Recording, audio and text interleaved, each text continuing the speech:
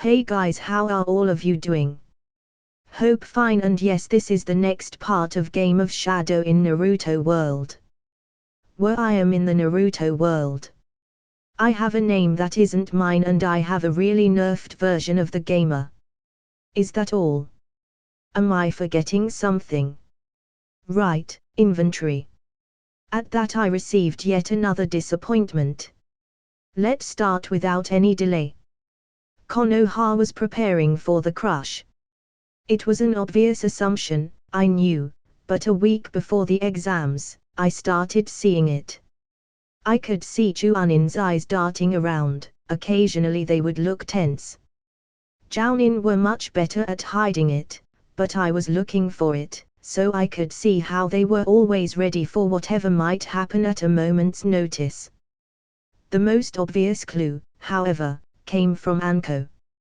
Not because I saw any tell on her, but, ironically, because I saw very little of her to begin with. A few weeks before the finals she started missing our training sessions. Granted, she brought up good excuses, telling me that I could basically train by myself unless there was anything that I thought I would need her for. At that point, she was more of a supervisor than an actual teacher. Another, more inconspicuous tell was the fact that there was an increasingly high number of mist and stone ninja roaming through the city. It was, honestly, very concerning to see them. Kiri might have been our allies, even if it wasn't a formal arrangement, but people were used to bringing their guard up in the face of foreign shinobi. And that wasn't even mentioning Iwa. The tension whenever a group of those walked by could have been cut with a kunai. I had relayed to the higher-ups as much information as I could gather, slipping some of my folk knowledge in my reports with the excuse that I had managed to piece something together with Shade or that he had managed to remember some small piece that led to that. I had also written to both Hiruzen and, during my nightly activities, Danza about everything that my little mind council had managed to strategize. What we thought Orochimaru might do, what we thought would be a good way to prepare, everything. I didn't know how much they would listen to me, but I had done my absolute best to contribute to the effort that was being made. I had half expected the finals to be cancelled or something. However, I knew that wouldn't happen. Not only would it have made the Leaf look weak in the eyes of basically everyone, but it would also mean ignoring a clear situation where we had the upper hand against Orochimaru. At least as far as everyone was aware. I was, despite all my dread and fear of the crush, kind of glad that the exams were still being held. After all, I wanted the snake bastard out of the way as soon as possible, and this was our best bet for that. All that was done while I also prepared for the event myself. I was glad that the higher-ups knew that I knew what was up, since I was the one that interrogated Kabuto. Otherwise, I would have worried about what they might have thought of how much I trained, and how driven I was. That time made all my years of training look like warm-up. It was a pity that my time of relaxation after the aforementioned interrogation didn't last more than a few days. I hadn't been able to keep that up, unfortunately. Despite the changes, despite all that I had done, it wasn't enough for me. It would never be enough until things had already happened. Due to this, I dived into my training for the finals, preparing myself, grinding skills and stats, working on my new original techniques. I had even started to think about how to apply my already maxed skills and jutsu in new ways. I had done my own strategizing about what to do in case something unexpected happened too. Expecting the unexpected was sound advice, but much more difficult to actually do than one would think. After all, if you didn't expect it, how did you prepare for it? I had already thought of everything I could, interrogated Shade and Hakai as much as I could, Hiruzen and Danza probably doing the same and with much more success. So, what was there to prepare for? Well, I had some ideas. I might not remember much from my last life anymore, but I did remember the gist of many things.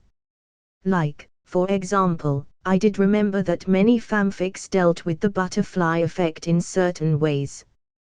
One that stuck to my mind, mainly, was the one in which things ended progressively worse as changes piled on top of one another. It had always been a fear of mine, so it was very present in my mind. Thus, I prepared for things to go batshit crazy. I planned for every villain I could remember, assuming, even if it didn't make sense, that they would join Orochimaru's side. What if Akatsuki joined him, sending some members to try and get their hands on Naruto or Gaara or both? What if all of them came? I had notes on a certain Gun being Orochimaru's ally and using crystal release. She might join in too. There was Kumo too. It was very possible that they would join if only to show that they weren't as bad as they had shown in the exams. Hell, I had started making plans in case Orochimaru went overboard with that jutsu he used to bring back the dead. After all, what was stopping the mad bastard from bringing a whole lot of people, like I remembered seeing during the Fourth Shinobi World War? I didn't know if there was a limit or something, but I couldn't count on it. So, I had to plan for every dead person that I knew about, which weren't many, honestly. The ones I remembered the most were the ones that were already all but confirmed to be there. Hashirama, Tobirama, and that was about it. There were also the swordsmen of the mist, but without their swords, I didn't know what their capabilities would be, and I knew that at least 3 of the swords were out of Orochimaru's reach. One night I had to force myself to go to sleep because I had started theorizing about crossovers. Ig Shirakumo said, standing on my shoulder. I could almost feel the roll of her eyes when my head perked up, snapping from my thoughts. "Can you stop training for 5 minutes?" she asked with mock seriousness. "I know it's difficult for you, but I promise it won't take long." It was my turn to roll my eyes at her. "What do you need, Shira?" "You know why I train so much," I told her, taking a deep breath in and letting it out slowly as I calmed myself. A smirk formed on my face as the loud sound of a tree falling reached my ears. "Yeah, the jutsu is going well," I thought to myself. "My mother wants to speak with you." My back straightened. "What is it?" I asked, turning to regard the white spider with my full attention. I couldn't just ignore the chief spider, one just doesn't do that. Especially not when I had several plans depending on my summoning contract. "It's not my place to say," Shirakumo told me with a huff. "I just told you that my mother wanted to talk to you." "Just summon her already," she said, her voice haughty as usual. "Don't make me put a genjutsu on you," I threatened lightly, making her huff once more. She did remain silent though. After all, she knew that her mother wouldn't do much about it. The boss spider even encouraged me, since she wanted her daughter to prepare herself against her one weakness. With a deep breath in, I ran through the hand seals and finished the technique. Summoning technique, spiders has gone up a level. That's nice, I thought, feeling the strain of summoning the boss spider, especially after practicing my new technique, which was pretty chakra consuming too. Then, I paused for a second, as I always did when summoning Kumohoshi. I couldn't help it, she was just majestic. I had to take a moment to appreciate that. "Oh, so my daughter finally decided to tell you that I wanted to talk?" the gigantic spider asked, and I could almost imagine her side-eyeing Shirakumo, who I felt tense up on my shoulder. I had to suppress a smile at that. "Yeah, she said something about that," I replied with a nod. "What's the matter, boss lady?" Now, my mind gave me a picture of the spider rolling her 8 eyes at me and my lips twitched up. The matter is that you've been telling us about your situation with the snake contractor, she explained slowly. I blinked slowly at that. I hadn't seen that coming. This was about Orochimaru. I just wanted to tell you this. Ig Sata, the way she said my full name told me all I needed to know about this conversation. It was important, with capital I. You have the full support of all the Spider Clan in your fight against him. He made an enemy of our clan and thus, we will fight him. That's great, I replied, not sure where she was going with this. If they didn't like Orochimaru, that was fine. However, I was pretty sure they would fight any of my enemies. Hell, they had told me as much. That means something, contractor, she declared, leaning forward towards me. During that day, we will help your summoning, making it much less chakra expensive for you, Ig. That's what this means. And if we should deal a good enough hit to the snake contractor, or better yet, kill him, the clan will be in your debt. Well, that's... I struggled for a moment. Questions formed in my head though, like how much they would reduce the cost, or how it was even possible at all. Ultimately, that didn't matter though. This was a very welcome thing. As much as the mark could help, 9,000 chakra points fell kind of short if I wanted to, maybe, summon a small army of spiders, including boss level ones. That would be a great help, Chief, I said in the end, giving her a nod that she returned. And Kumohoshi continued, and I made sure to pay attention to her every word. If you ever come across a human named Kidomaru, or a spider named Kyodagumo, make sure to rain our wrath on them. Kidomaru. The one with 4 arms from the sound 4. He had a spider summon. I wondered with a frown. I didn't remember any of that from my notes. Had I forgotten about that even back when I had written it all down? What's the story there? Noted, I nodded again. They were both, Kidomaru and Orochimaru, enemies of mine, so it wasn't like I would have to go out of my way to do this for the spiders. I'll have to ask Shade and Hakai if they remember why the spiders hate Orochimaru so much, I added as a side note too. I must say, however, the gigantic spider turned her head forward/body to the side, looking over the destroyed piece of forest that laid there. That your new jutsu seems to be coming out as well as you planned it to, despite its unfortunate inspiration. I rolled my eyes at that. Like mother, like daughter. With that said, I felt her red eyes lock on me again as she turned. Do take care of yourself, Ig. You seem to be working yourself too hard. I grimaced at that. Why does everyone I know keep saying that? I thought to myself. It wasn't a real question though. I knew that I pushed myself too hard. I just couldn't stop doing it. Every time I tried, I felt like I was wasting time, like I wasn't preparing properly for what was to come. I struggled for a moment, looking for an excuse or something to tell the Spider Chief.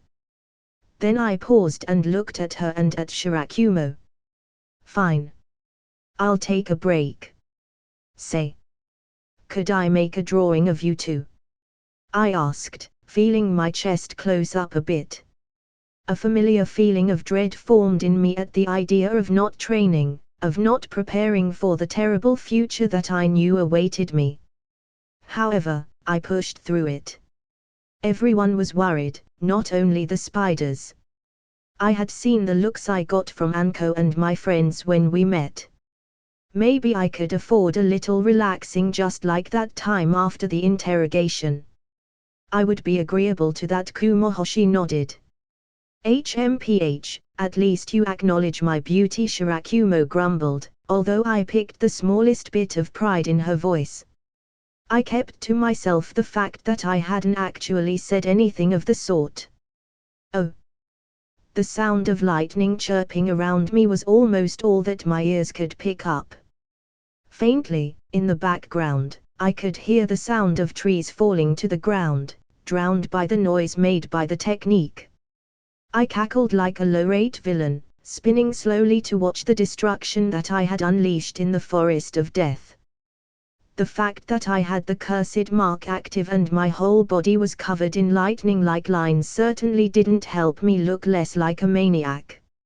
It was just, after almost completely getting rid of the pain, I had to admit that the rush of power that the seal gave was very nice. I had to pause several times to make sure that I wasn't being affected by the thing, just for that. However, I just seemed to be someone that really enjoyed power. I would have to be careful in case I ended up becoming another Orochimaru or something of the sort. The fact that I had 2 copies of the guy in my head didn't help my case much though. As I slowly felt even the humongous amount of cursed chakra subside, I called off the jutsu. Slowly the flashes and sounds stopped until the clearing I had been standing on fell silent. I looked at the fallen trees, the craters on the ground, the smoke still rising from everything within sight.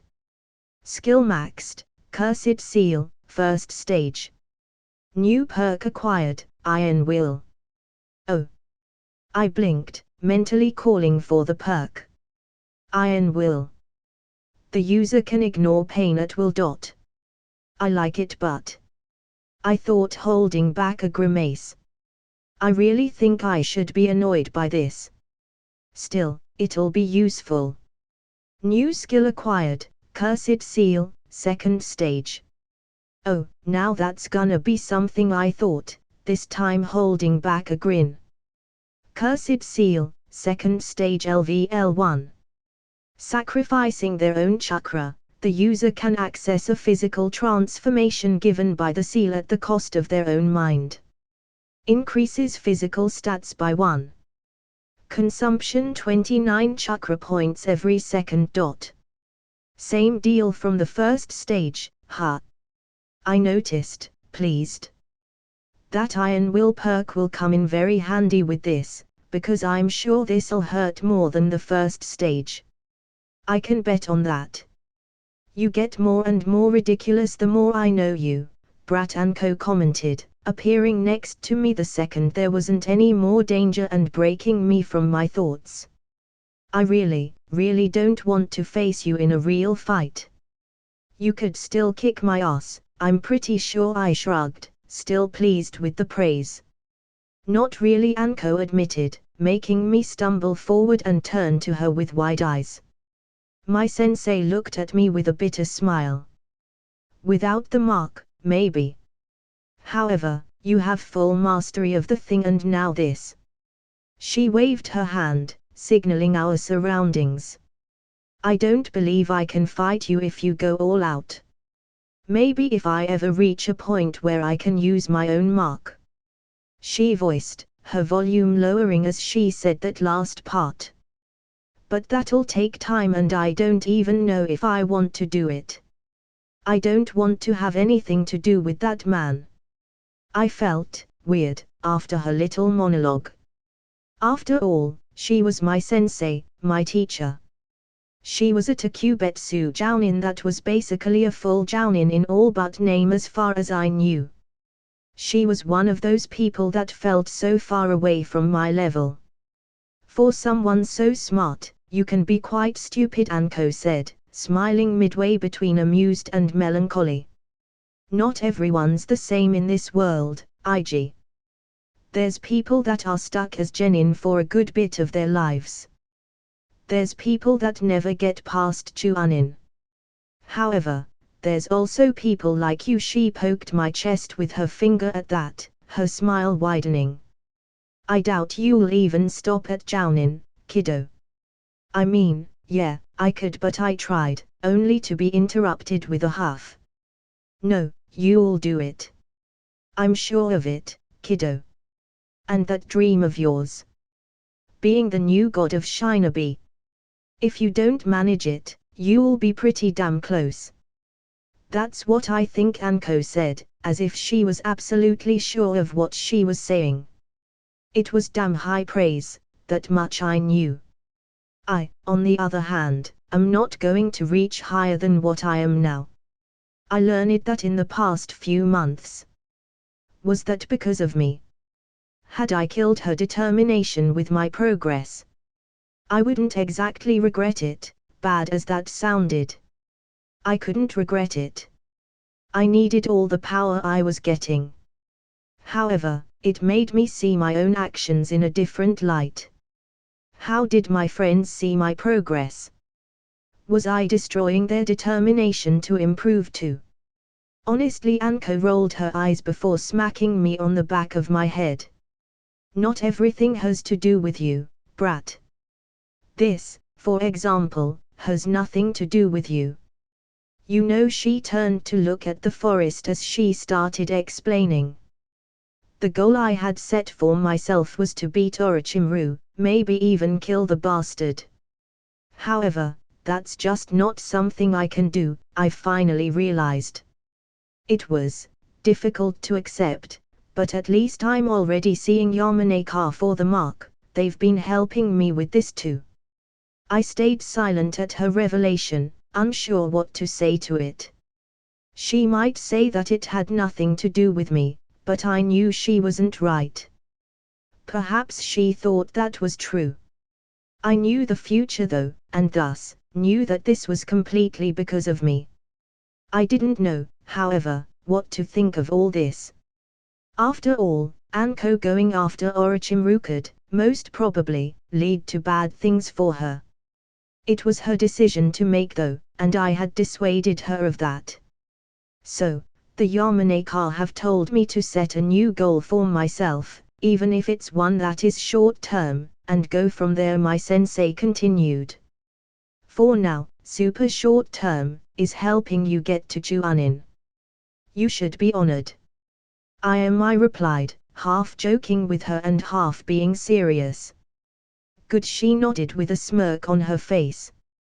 With that in mind, I've got a present for you, kiddo. She exaggeratedly made a presentation pose with her arms to one side. I blinked at the absolute nothing that laid there, before a cloud of smoke appeared there. Show off, I muttered to myself, even though my lips twitched up. These, my dear student, Anko continued as the smoke cleared and a pile of books and scrolls greeted me. Are the books and scrolls that Orochimaru gave me when I was his student, she explained, the grin on her face disappearing slowly. A bastard he might be, but he is one of the most feared ninja in the world for a reason. My eyes widened and I looked at the little mountain of information in front of me. Not only was I sure that they would be very useful, but I also knew that there was much more to this than just that. This was Anko giving me the things Orochimaru had given her when he was grooming her. This was much more than a sensei giving their student books to study. Good. You get it, Anko said, and I turned to look at her. Her expression almost surprised me more than her gift. After all, I didn't remember the last time she had given me such a soft smile, if ever. You aren't a monster, IG. I know that, and you should too. My eyes looked at the books and scrolls, as I blinked rapidly. This wasn't her just giving stuff to me. No. This was Anko telling me that she trusted me not to become like her teacher. Then she clapped loudly. Okay, she announced loudly. We are done with that. I really don't like emotional stuff. Now, you, my prodigious and very annoying student, Anko said, pointing at me. I felt my eyebrow twitch at her calling me annoying. You are still a long way from being god of Shinobi, and thus, I'll do my best to train you from little shit all the way up to that. I take back all the good things I was thinking about you, Anko, I grumbled in my mind. You suck. Now, as I told you, I can't beat you going all out, she complained, clicking her tongue at the end of the sentence. I gave her a smirk that earned me a roll of her eyes. I can, however, kick your sorry ass if you don't use the cheat mark, and that's what you'll do. And, for your mark training, I'll be calling in some of my friends. Yes. She all but shouted when I opened my mouth to talk. I have friends. You've done that joke already, brat. Don't make me smack you. I was going to say that it's pretty dumb to call it cheat mark. Ninja don't fight fair, I commented, looking innocently to the side only to groan as she fulfilled her threat with a slap to the back of my head. No wonder you are single. Can you be less violent, woman? God, you are annoying, she grumbled. I learned from the best, I shot back with an annoyed expression. Anyway, she shook her head, putting on an expression like she was pulling the mature card and ignoring something childish. As if someone would believe that. You'll train against me when you are not using the mark. When you are, I'll arrange for some of my friends to help out. I'm sure they'll enjoy it. I really didn't like the smile on her face as she said that last part.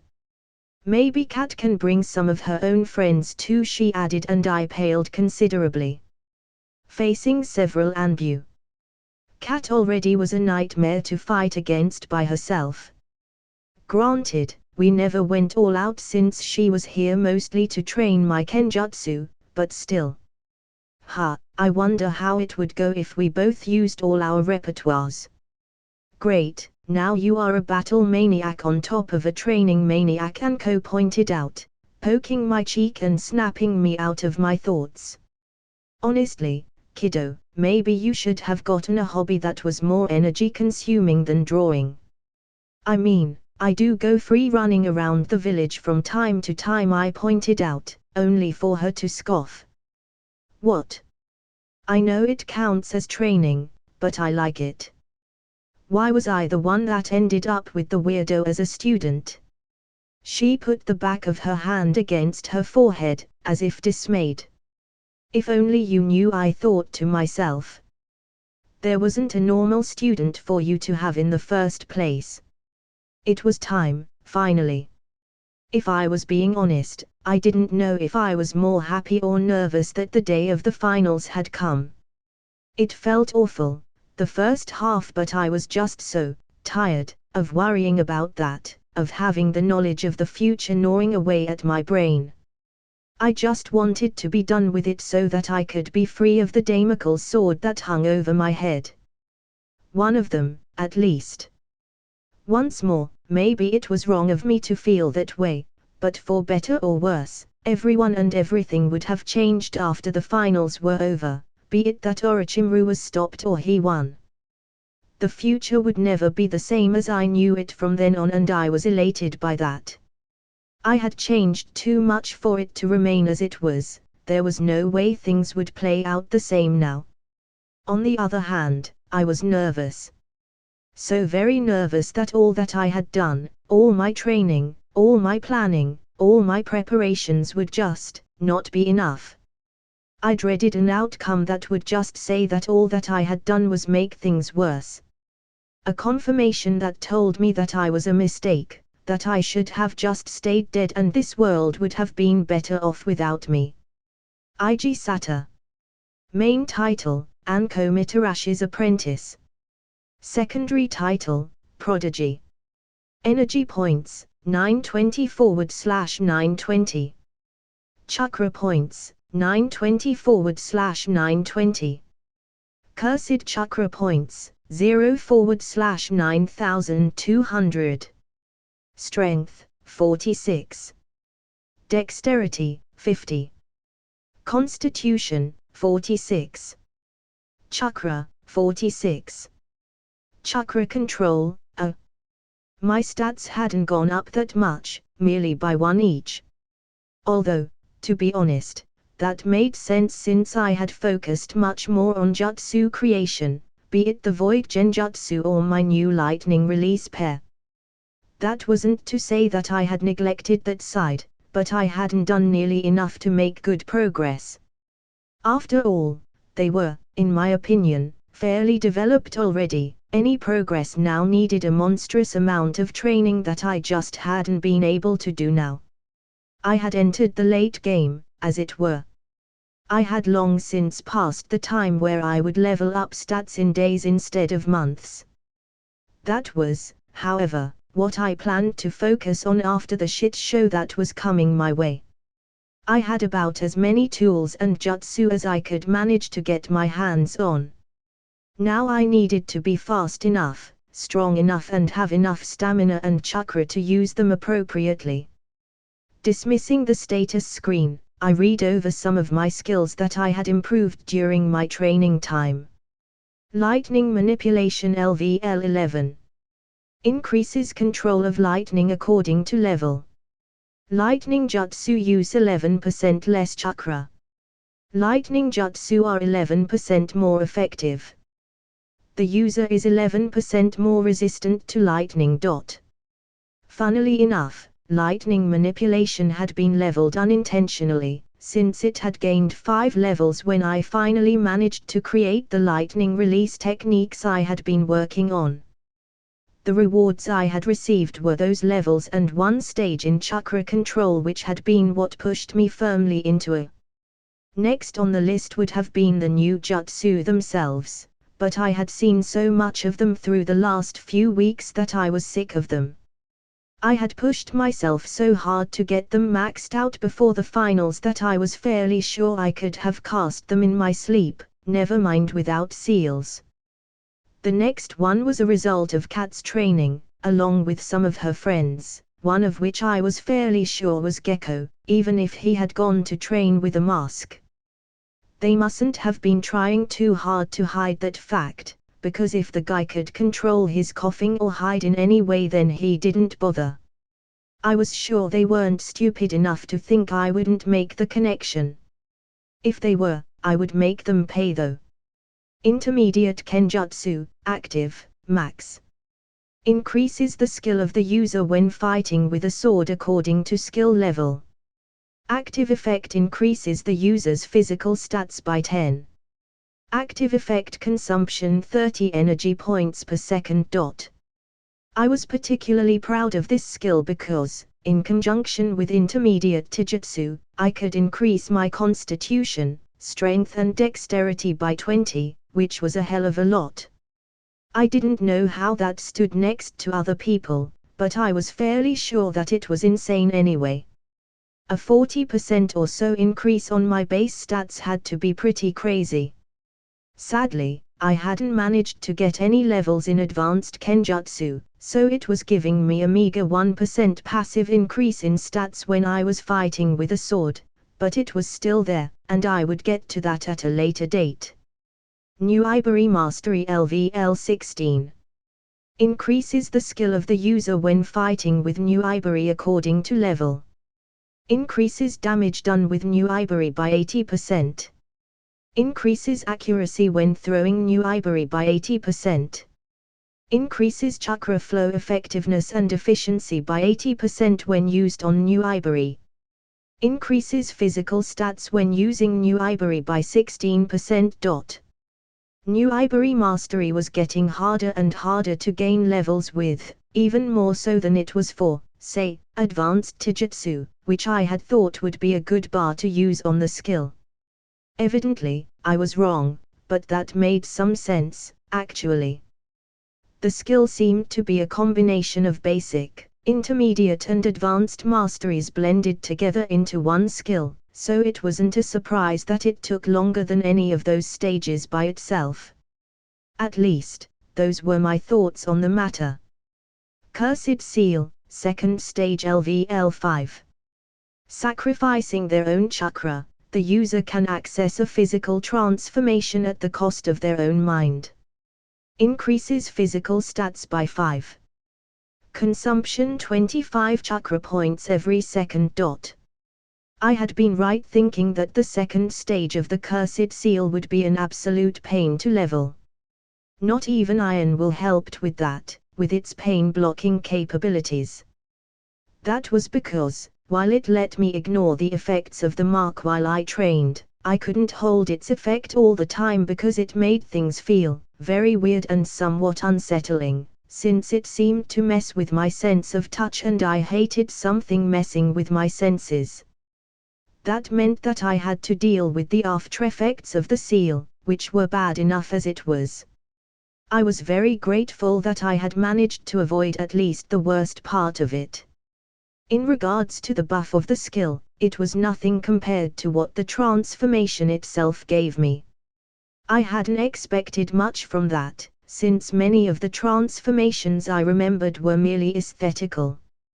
Yes, Sajuke's gave him those weird handwing things, but his was the only one, so I hadn't gotten my hopes up about it.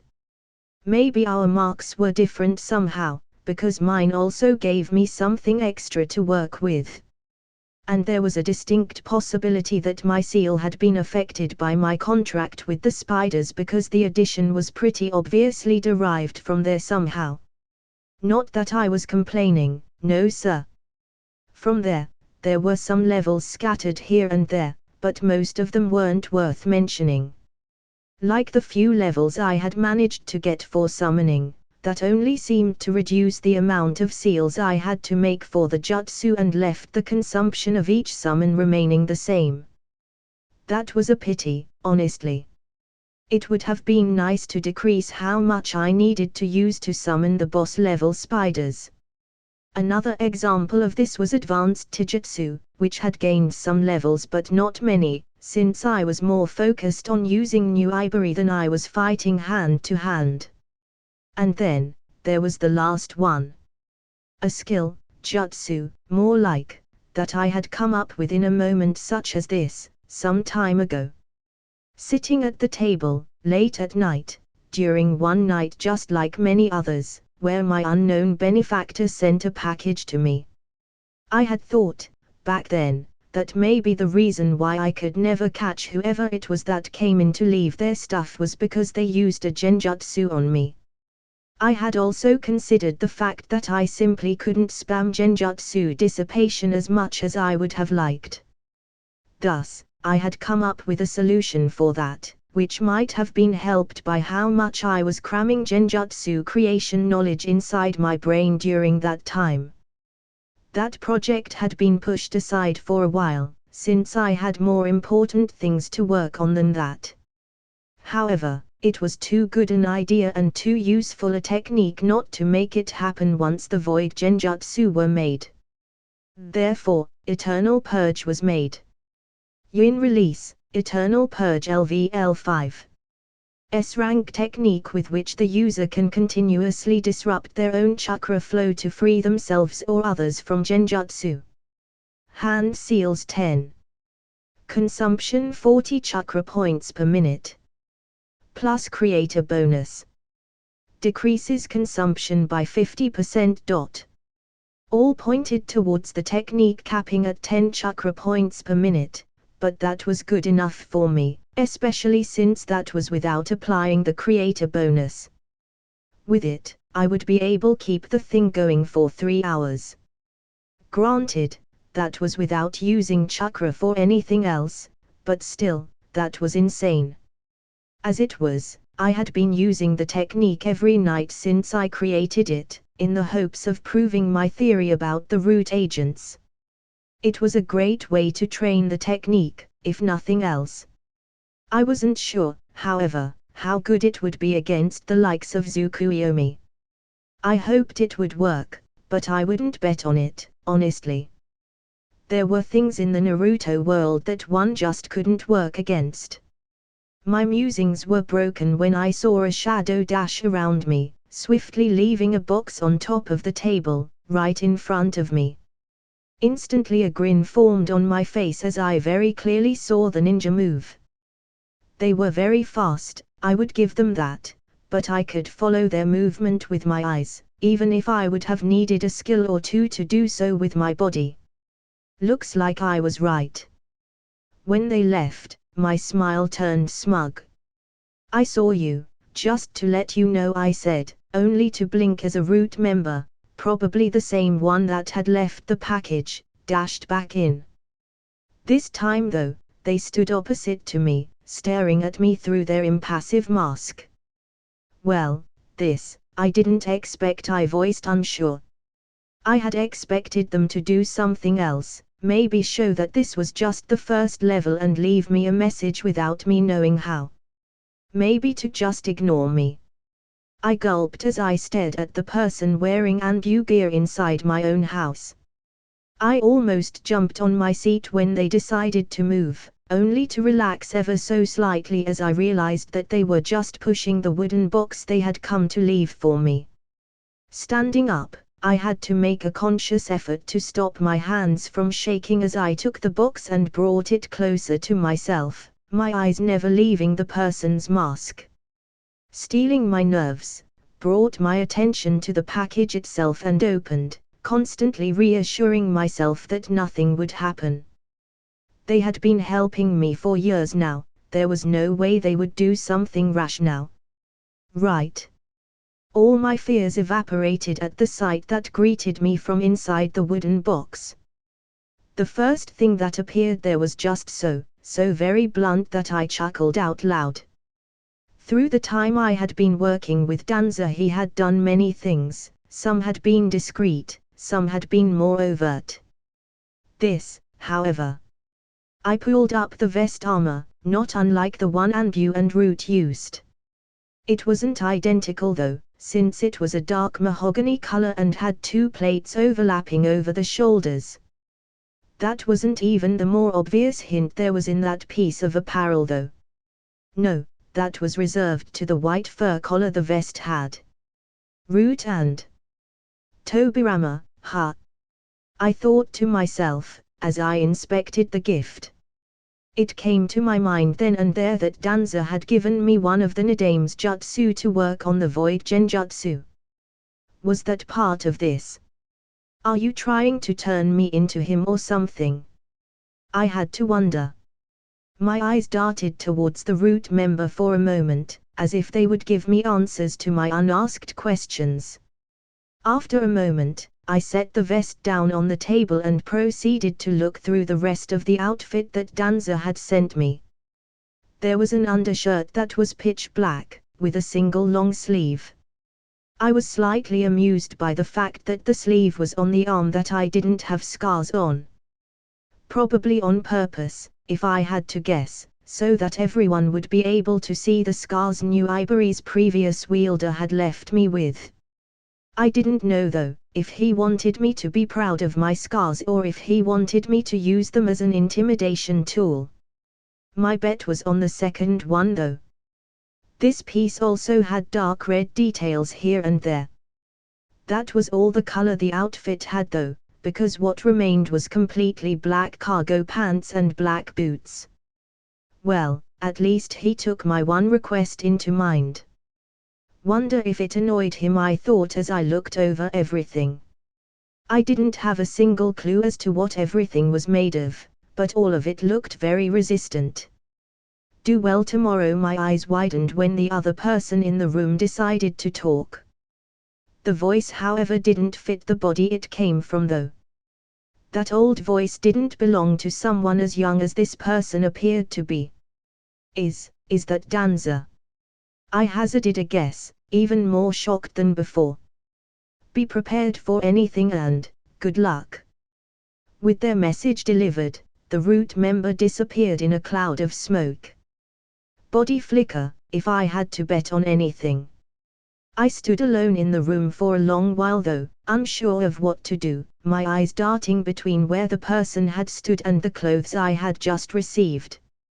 My mind, however, was on the words that had been spoken. Not the reassuring message I would have wanted to receive, that was for sure. It meant that even the higher-ups, with all the time to prepare and a good idea of the enemy's plans, didn't feel prepared. I could empathize though. There was no way that what we had gotten from Kabuto was it. We were all aware of a surprise that we had no way of uncovering beforehand. We could only prepare and hope that we would be ready. With my breathing growing unsteady, I sat back down on the chair, leaning forward, resting my elbows on the table and pushing my head against my hands. It was finally time, and I felt anything but ready. The first real plot point was coming my way, and I didn't feel the slightest bit like I could deal with it. Everything up to this point had been prepared. Even the stuff that had been in canon until now were setups.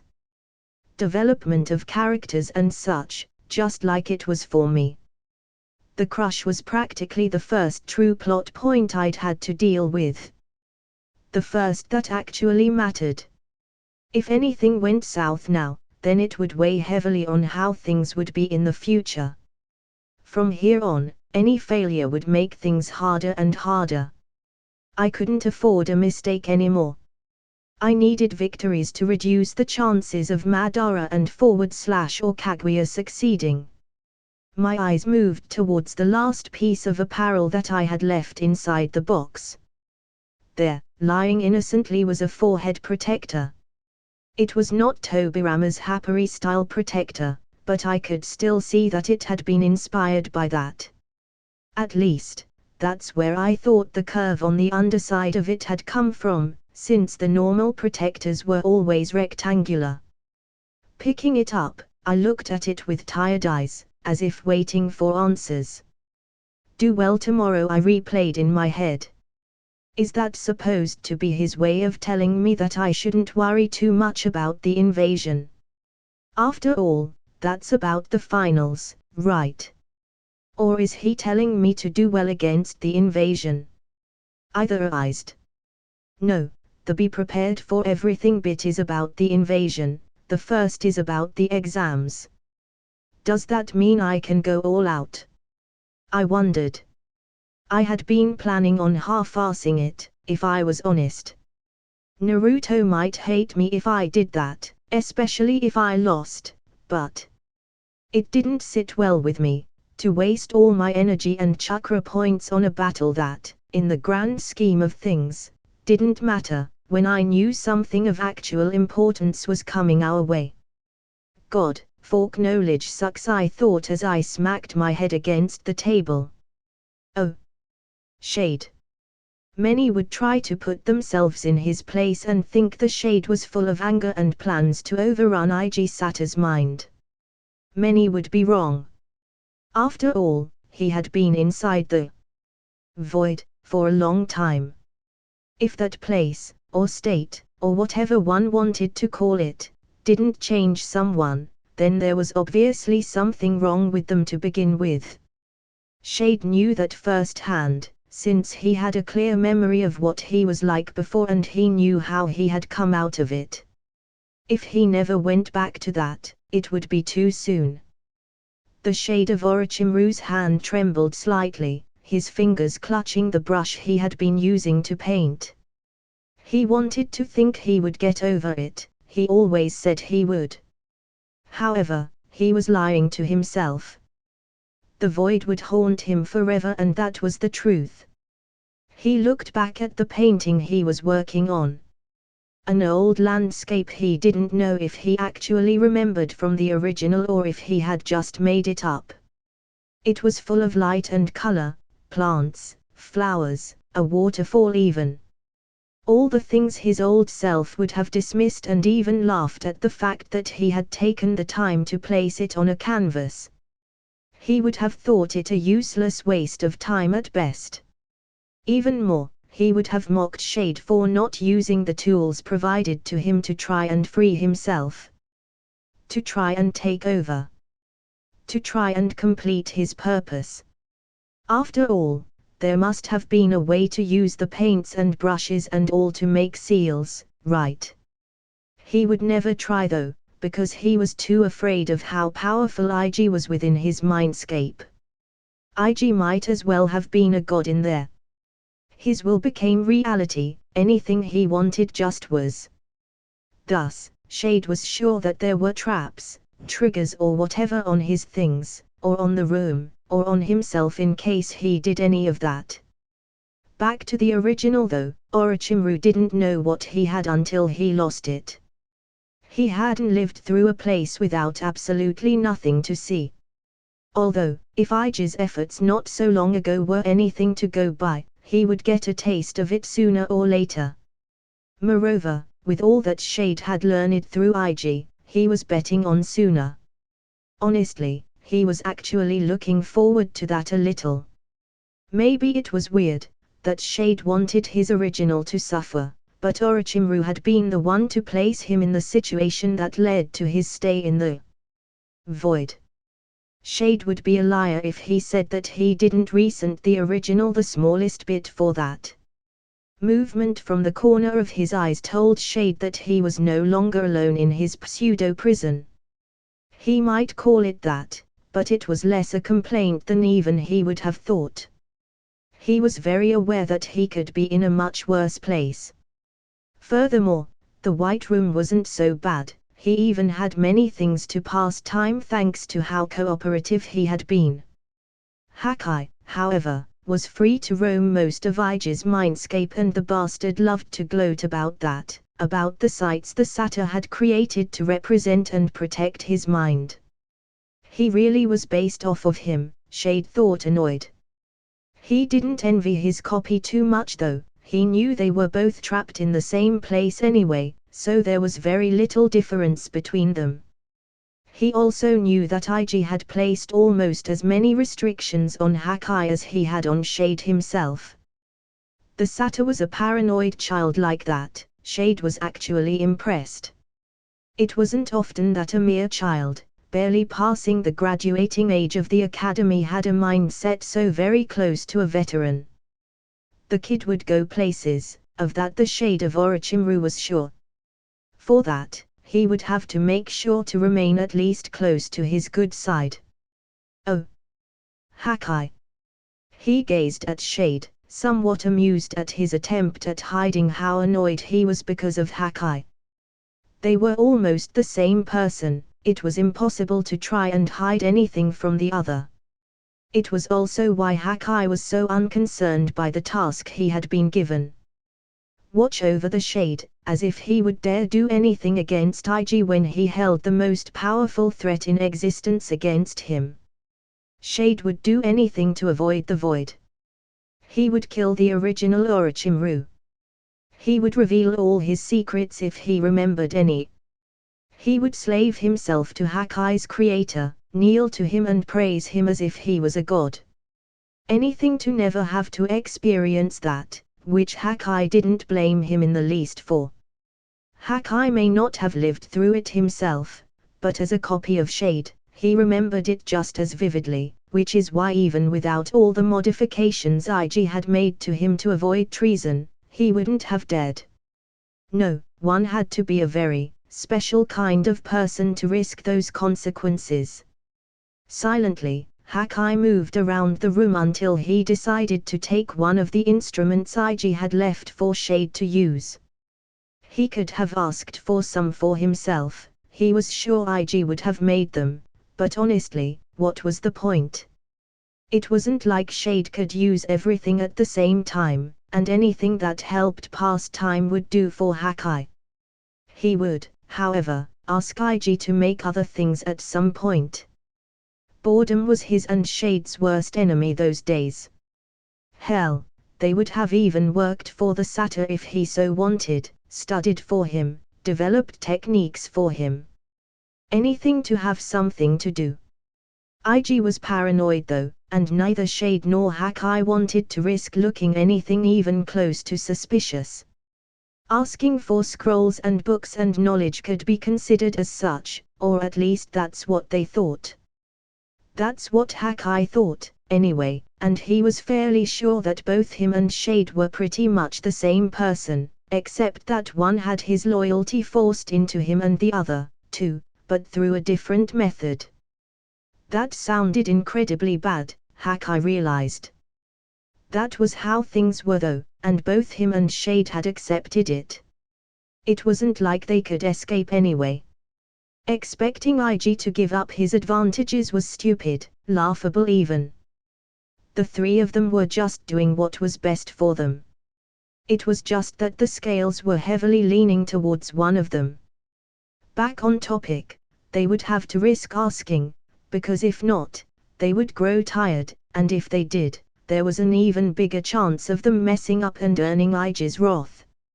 In the meantime though, he would take what he could and play the shamisen, one of the few instruments IG had created that Hakai could actually play. Both him and Shade had been stumped by some of the things the boy had created, but considering some of the things they had been told. For now, at least we can try those if we get really bored, he thought, eyeing some of the contraptions that were around. It'll be a nightmare for both of us though, he thought wryly. The night before the finals was something. I barely managed to get out of bed that day, if I was honest. Not that I had slept much through the night, since my mind was plagued with thoughts of what was coming. Worrying over what could happen to any of my friends through that shitstorm. I knew I sounded like a broken record, even in my own mind I could tell. My own mind even told me, figuratively and literally, since Shade and Hakai loved to tell me that I was thinking too much about it. I just couldn't stop myself from doing that. It was one of my problems, I guessed, worrying too much. Eventually though, the time came to get up and stop just twisting and turning on the bed. Naruto. Time for breakfast. I called out as I moved down the stairs. It was slightly amusing, to be calling up my first competitor for the finals like that. It was also my routine, however. It was even more amusing that the rest of that morning went as all of them usually went. Naruto grumbled against his pillow until I kicked him off the bed. I dragged him to the bathroom and threatened not to leave any food for him if he didn't hurry up. I forced him into helping me with the dishes and so on. The series of habits was broken when both of us went to our rooms to get ready to go to the arena where the finals would be held. Putting on the clothes Danza had gotten me was weird. Mostly because it fit perfectly and I wasn't sure if I wanted to know how they had managed that. I wanted to think that Root had someone in the organization that could tell measurements with just a look or something of the sort.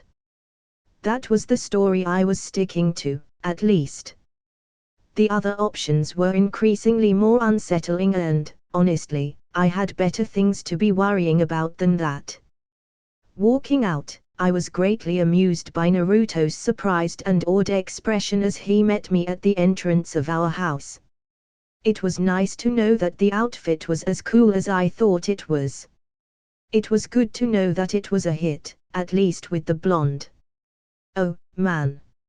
Now I wish I had decided to change my clothes, Naruto complained, looking down at his black and burnt orange outfit, with his jacket open to show the bright orange shirt underneath.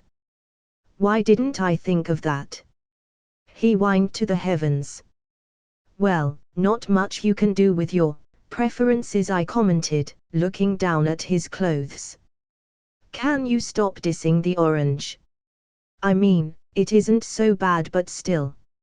I looked down again with an unsure expression. Internally, I was holding back laughter since I was mostly just teasing him. He actually didn't look that bad, really. It was just an old joke I was still running with, at that point. I swear to the ramen gods, I'll make you all pay for dissing the orange, Naruto grumbled as he walked beside me through the front door. Then, once alone, I chuckled to myself. A few seconds later, the smile fell off my face and my expression became void of emotion. The weight of my worries returned with a vengeance once there was nothing to distract me from them. It was a shame that Naruto had agreed to meet up with Sasuke to go together to the finals. A team thing was what I had gathered from the blonde's words. Still, it was nice to know that Sasuke was much more connected with the people around him than his canon counterpart had been. I was almost sure that there wouldn't be any shenanigans regarding him and Orochimaru with all the changes that had occurred. Another change though, I thought to myself. Sasuke isn't going with Kakashi, maybe because he didn't have last-minute training or anything of the sort, what with the extra month. That was one thing that I could scratch from my list of worries. Shame that it was pretty low on it though. Stop thinking, I told myself with a grimace. Let's get on with it. Oh. Wow, nice clothes, IG. Was Ino's way of greeting me once I stepped inside the room where the participants were directed to. To my slight surprise, it wasn't the balcony that I had notes about but another room altogether at ground level where we would enter the arena before moving to the aforementioned balcony. Thanks, it was kind of last minute, I replied with a smile. You look awful, Shikamaru said with his usual disinterested look, prompting Ino, Naruto, Sasuke and me to roll our eyes. Everyone, from Konoha at least, seemed to be there already when I arrived, which was expected since I had taken a bit of a detour to try and get my mind off things, and also to check if there was anything suspicious going on now that most people were already at the arena. Although, Lee was standing separately from us, maybe because he was older than us, or maybe because the group was just that close. Geez, thanks, Shika. Hello to you too, by the way, I said with a half smile that might as well have been a grimace. What's going on, IG? The Nara asked, and I was surprised when the other three straightened their backs, officially killing any casual atmosphere there was.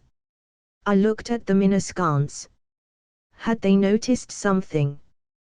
Things were obvious to me, since I knew that something was actually going on, but I didn't know how much it actually was for someone that didn't know. It was a possibility, I guessed. Shikamaru could certainly notice, I decided in the end, but whether the others had been told by him or had managed to catch on their own was still a mystery to me. You've been killing yourself with training, I can tell just by looking at you, Shikamaru told me, making a show of looking me up and down. And I've noticed stuff going on with my parents. They all but confirmed it some time ago, but they didn't say anything. What makes you think I know something? I asked then, shrugging and praying internally that he wouldn't push for more information. The look he gave me told me all that I needed to know about the success I had. Yes, there's something happening, but... I trailed off. I had been a breath away from just telling them that I couldn't say anything. However, was that even the case? Nobody had actually told me not to say anything.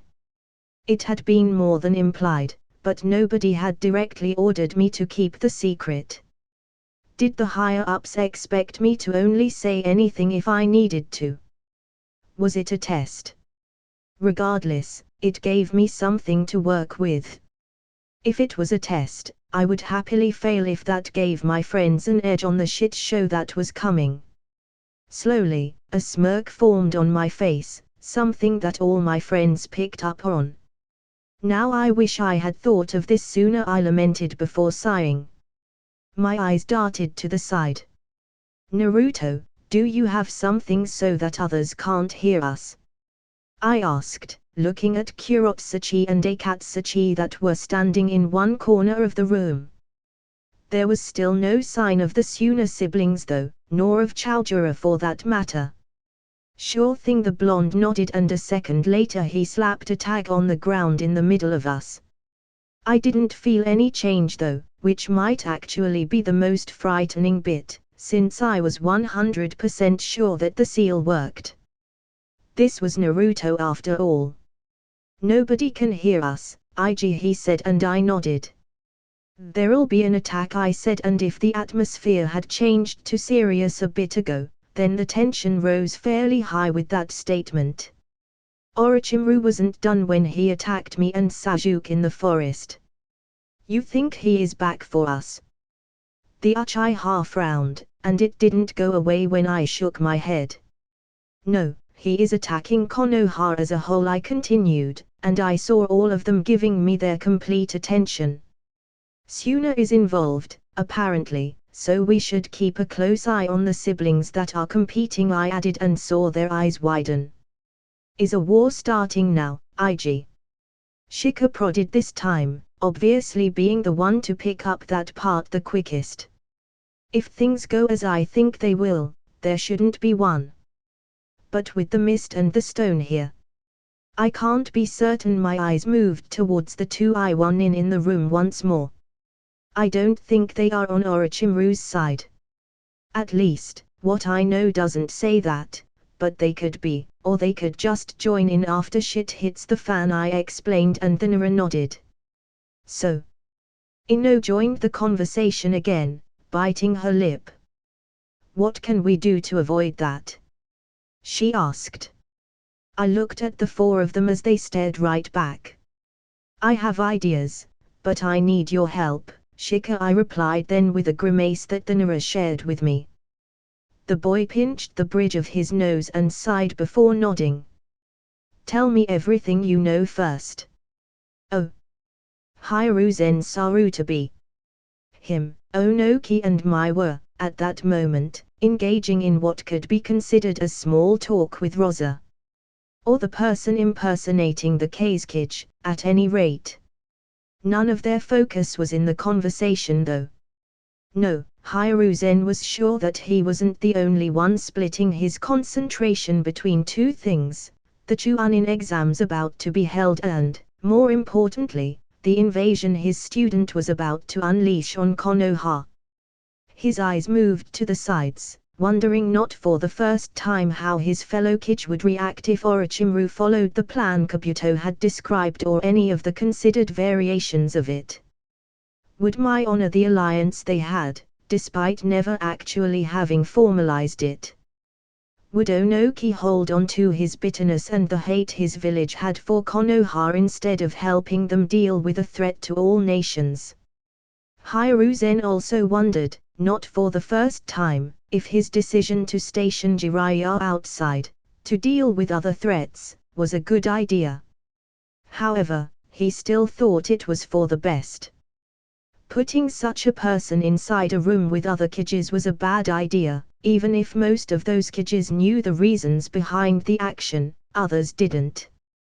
The last thing he needed on top of everything was people thinking he didn't trust the other village leaders, or worse, that he wanted to attack them. No, his normal escorts would have to do. Despite the tension that filled the room, Hiruzen had to withhold a smirk when he saw the Mitsukage and the Sushikage perk up and narrow their eyes at the arena.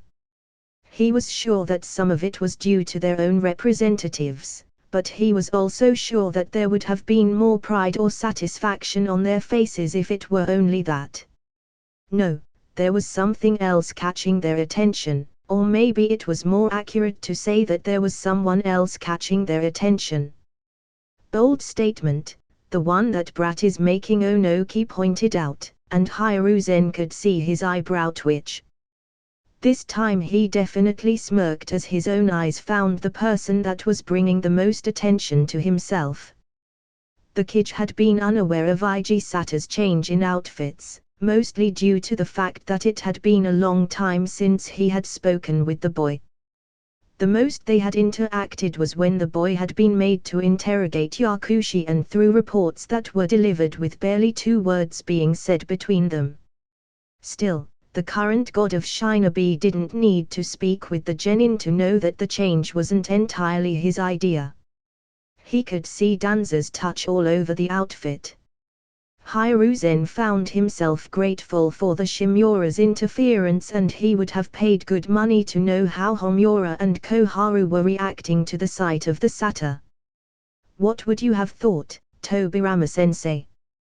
He wondered to himself. Would his teacher have seen himself in that boy? They shared many of the same traits, although it was also true that there were many differences between the two. The fact that his sensei might actually get to see the boy, however, wasn't a happy thought to Hiruzen. If what Kabuto Yakushi had said was true, and Orochimaru had gotten his hands on the impure world reincarnation, then there would be hell to pay. If his student thought he could disturb the dead to further his goals, then he was wrong. Never mind if he did so to Hiruzen sensei and Hashirama Senju, someone who had also taught him much during his youth.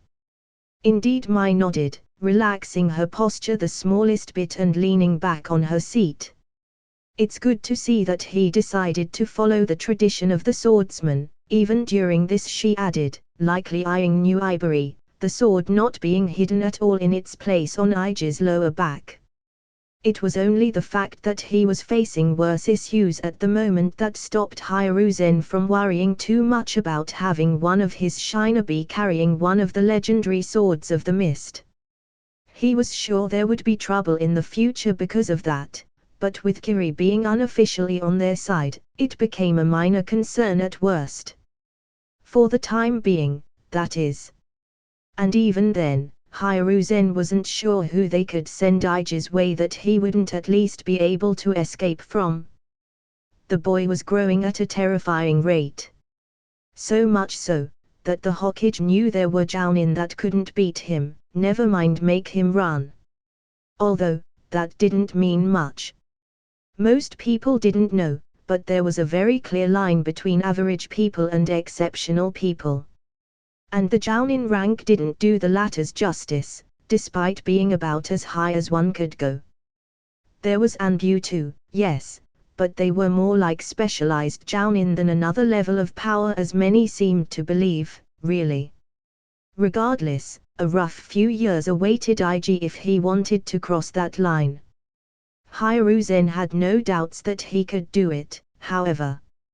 He would be surprised if the boy didn't, what with the drive that he showed.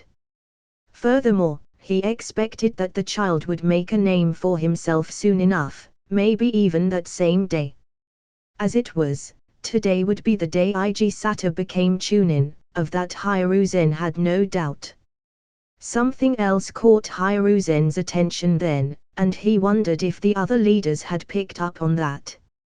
He doubted it though, because while it was a clear contrast to how his shinobi behaved, the other Kages couldn't know that. His eyes scanned the Konoha participants and saw clear signs of tension, wariness and thoughtfulness. So, you told them, huh, Ige? Hiruzen mused, not really surprised. He had expected as much, actually, just like he had years ago when he told the boy about Naruto and the Kyuubi. The then academy student had proved trustworthy back then, which was why he had no compulsions on letting the boy know about what Orochimaru was planning. That was one of the reasons why he had even allowed Ige to be part of Kabuto's interrogation to begin with. Despite seeing it coming, Hiruzen was actually intrigued by the fact that Ige had told his group about the invasion. Not really because of him having told them at all, but because the Kage was reasonably sure that he had done so either that same day or a few days prior at most. This was due to the fact that the Hokage had met with Naruto a week ago and the Uzumaki had shown no signs of knowing anything regarding the invasion. Was that planned or did it take you that long to decide to tell them?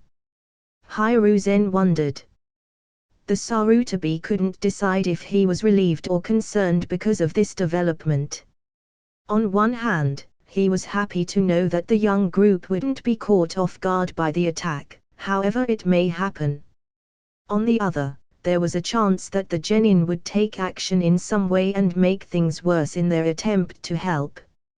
Hiruzen could only hope that having Ige and Shikaku's son would be enough to prevent that. For the moment, interrupting his musings, the introductions were made and the first match was announced. The Yamanaka RS against Rosa's eldest son. If the Kazekage thought anything of the match, he didn't say nor show it. That's one of your boys, is it not, Rosa? Onoki pointed out, and Hiruzen was sure that all the attention was on the Kazekage. To be fair though, it had probably never left him to begin with. There was no way any of his fellow Kages would let their guard down when they were sitting next to a potential threat. He is the man nodded. And I'm told that the girl uses poisons on top of her clan's techniques. I wonder how that will go for her against Kankuro, considering that he uses them too. Both of them showed that card during their battles in the preliminaries. Mai commented, apparently not overly interested in the first match. The question is, did they prepare new tricks for this or hide some beforehand? I'm sure they did. Hiruzen nodded, not specifying which part of the question he was agreeing with.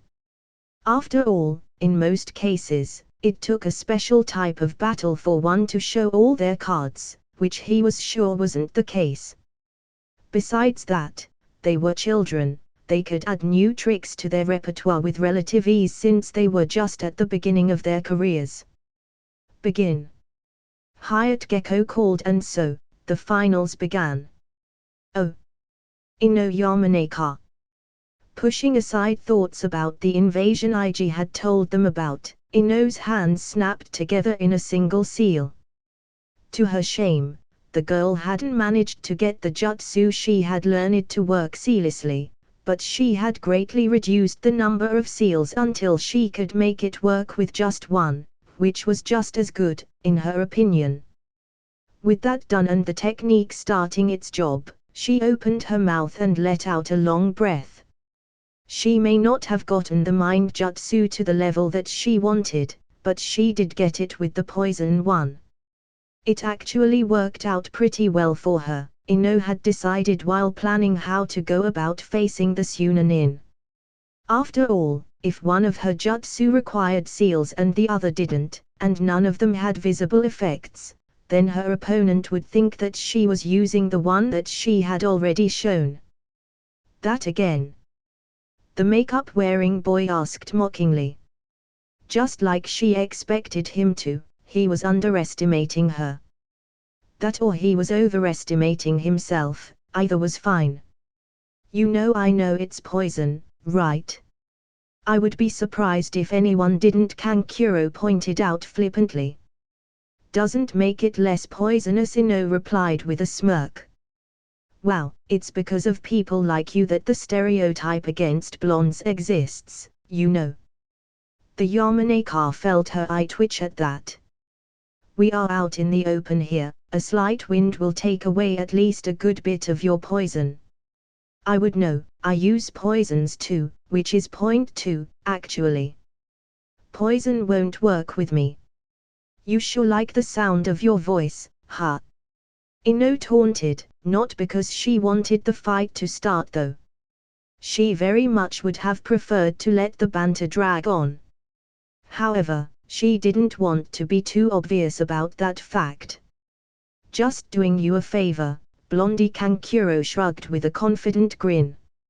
At least you won't be taken out too fast this way. Really, you should thank me. In your dreams, Ino replied with a roll of her eyes. She was trying to project as much confidence in herself as she could. Fake it till you make it and all that. After all, she could feel the nerves gnawing at her insides. The technique she was using required time that she didn't know if she had.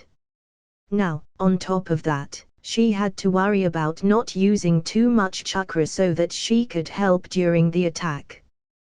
That added a very unwelcome increase in difficulty to the whole exam. Moreover, she would have to forfeit if it became obvious that she would struggle too much, if only to save chakra and avoid injuries. That sucks though, Ino thought, hiding a grimace.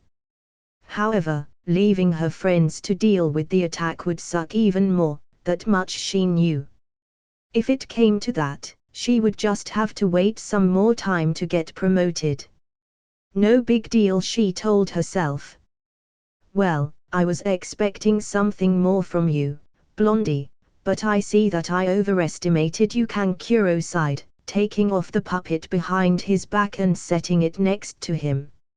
Not knowing if that was actually a puppet or if it was himself would wear on her, Ino knew. Good thing neither of her jutsu required an actual target. Nervously, she pulled out 2 kunai from her pouch and readied herself to deal with whichever of the two was the puppet. Hopefully, the guy would continue to be an idiot and not join in on the fight. She wasn't counting on it too much though. Maybe I should get a weapon, If I'm going to be stalling so much in all my fights, she thought with a grimace, not being a fan of her own strategy. As it was, she had added braces under her arm warmers, just in case the kunai weren't enough. She had to consciously stop herself from grinning when she saw one of them blink repeatedly and shake his head. Her approach might not have been the flashiest, but there was something very satisfying about attacking her opponents without them knowing that she was doing so. Maybe she could continue that path alongside some other clan techniques, despite how much she had complained about it before. And now I know which is the real one, there goes that problem, she thought to herself. Both Kankuro and his puppet pulled kunai from behind them with both their hands.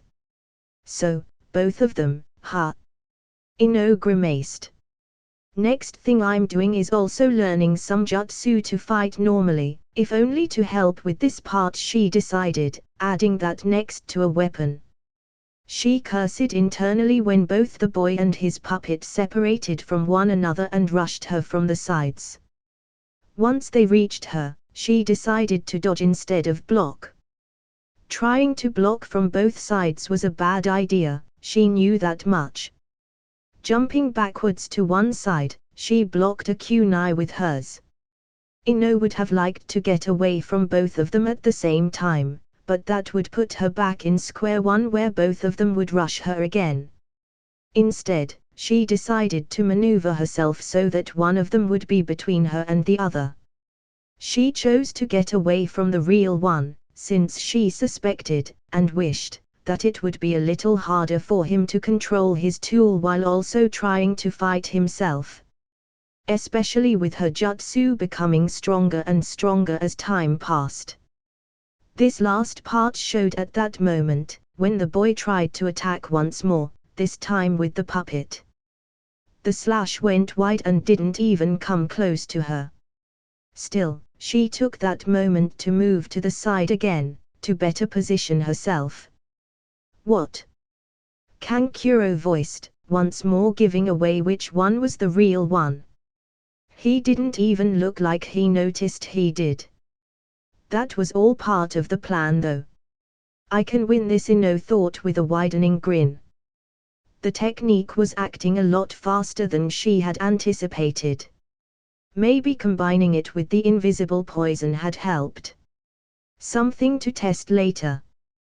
Taking advantage of the moment of doubt of her opponent, she sent a kick towards the puppet, sending it straight into its puppeteer. Both user and tool fell to the ground in a tangled mess. While the human sputtered, evidently very confused, Ino used that moment to make it rain shuriken on the two. It wouldn't hurt much, but that wasn't the point. All the things were coated in poison. Against a poison user, they might not be the most effective, but Ino was sure that between the gaseous invisible poison and this, it would have some effect on him. That together with her mind jutsu, there was no way he could fight at top condition. Maybe I can stack some more things on that. It turned out, in the end, that she didn't need to.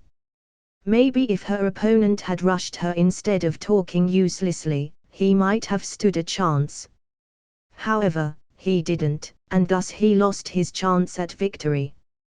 The mind-body numbing technique had, in the end, been the right thing to learn.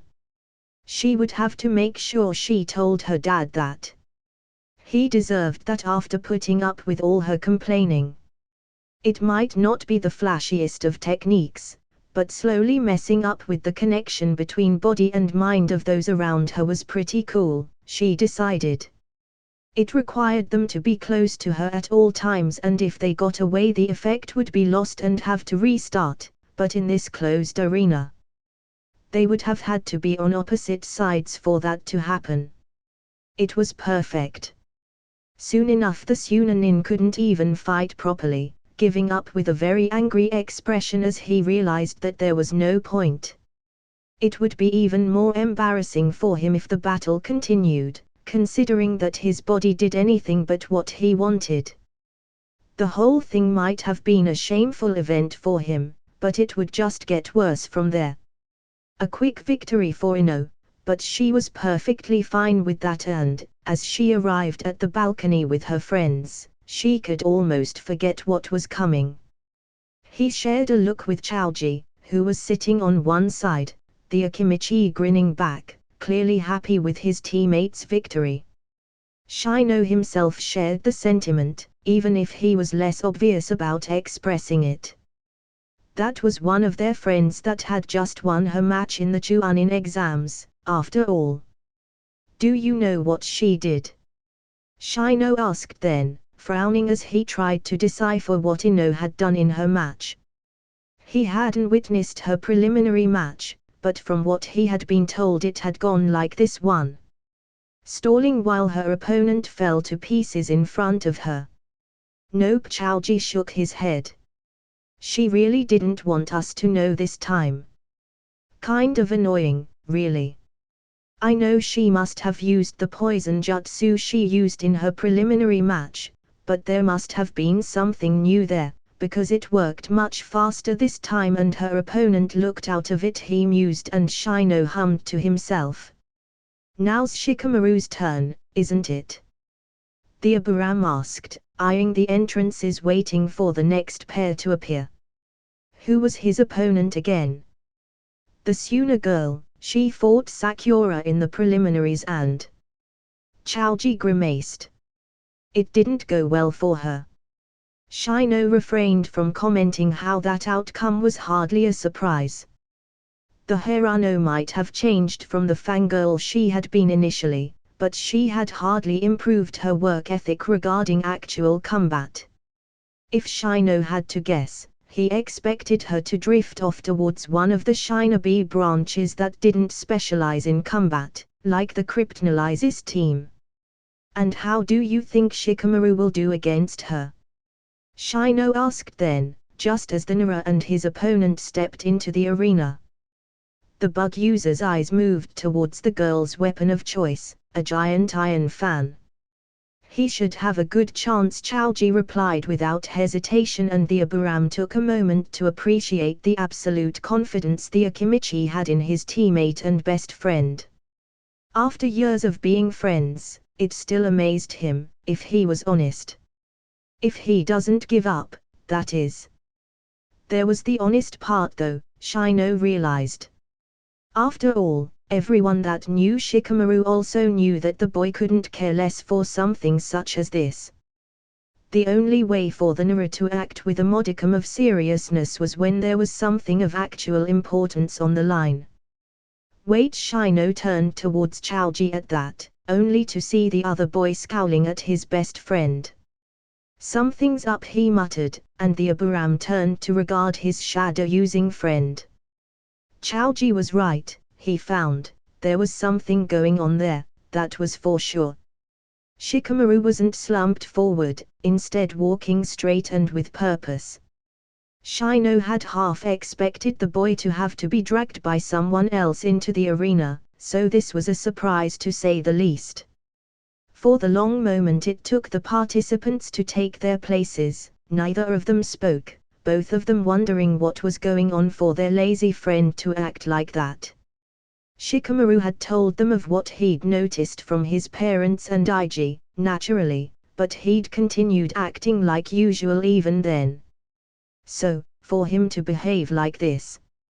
Ig confirmed something Shino deduced, getting a nod from the other boy. Begin, they heard the proctor announce. It was a wonder the sound reached them, what with how dead the man had sounded during the preliminaries, or so he'd been told at least. Both genin snapped into action, which was another surprise, considering one of them was Shikamaru. While the girl opened her fan, the boy ran through a couple of hand seals. Then, they unleashed their attacks. The sand ninja's eyes widened when a ball of fire came her way, only getting stronger and growing in size as it passed through the wind current she had sent Shikamaru's way. That her attack lost pretty much all her strength only added to her problems, really. Now it was obvious why Chaoji was so sure of his best friend's victory. he had the elemental advantage in this matchup. Shino took a moment to think how weird it was for someone like Shikamaru to use that particular element. Of all the elements, it was one that one would least expect from someone like him. The girl barely had enough time to push herself away from her position with another use of her fan as the fireball hit the place she had been standing on, leaving a batch of scorched earth on the arena. If that scared the Sunanin, she didn't show it, because she sent another attack immediately afterwards. Shikamaru, for his part, was slightly slower, since he had to go through hand seals once more while she only had to wield her weapon for her technique. That didn't bode well for their lazy friend. Just as the events started repeating themselves, the Kunoichi jumped away immediately after dodging. The reason? A shadow tendril that had been reaching for hers. Almost got her, Chaoji commented with a grin. Keep it up, Shika. And keep it up he did. Fire kept raining on top of the Sunanin, but that was concerning for Shino. Not because the situation didn't look favorable for Shikamaru, but because the boy was spending too much chakra. It wasn't a secret that he was probably the one with the smallest chakra reserves in their group, and that meant that he couldn't afford to continue like that for much longer.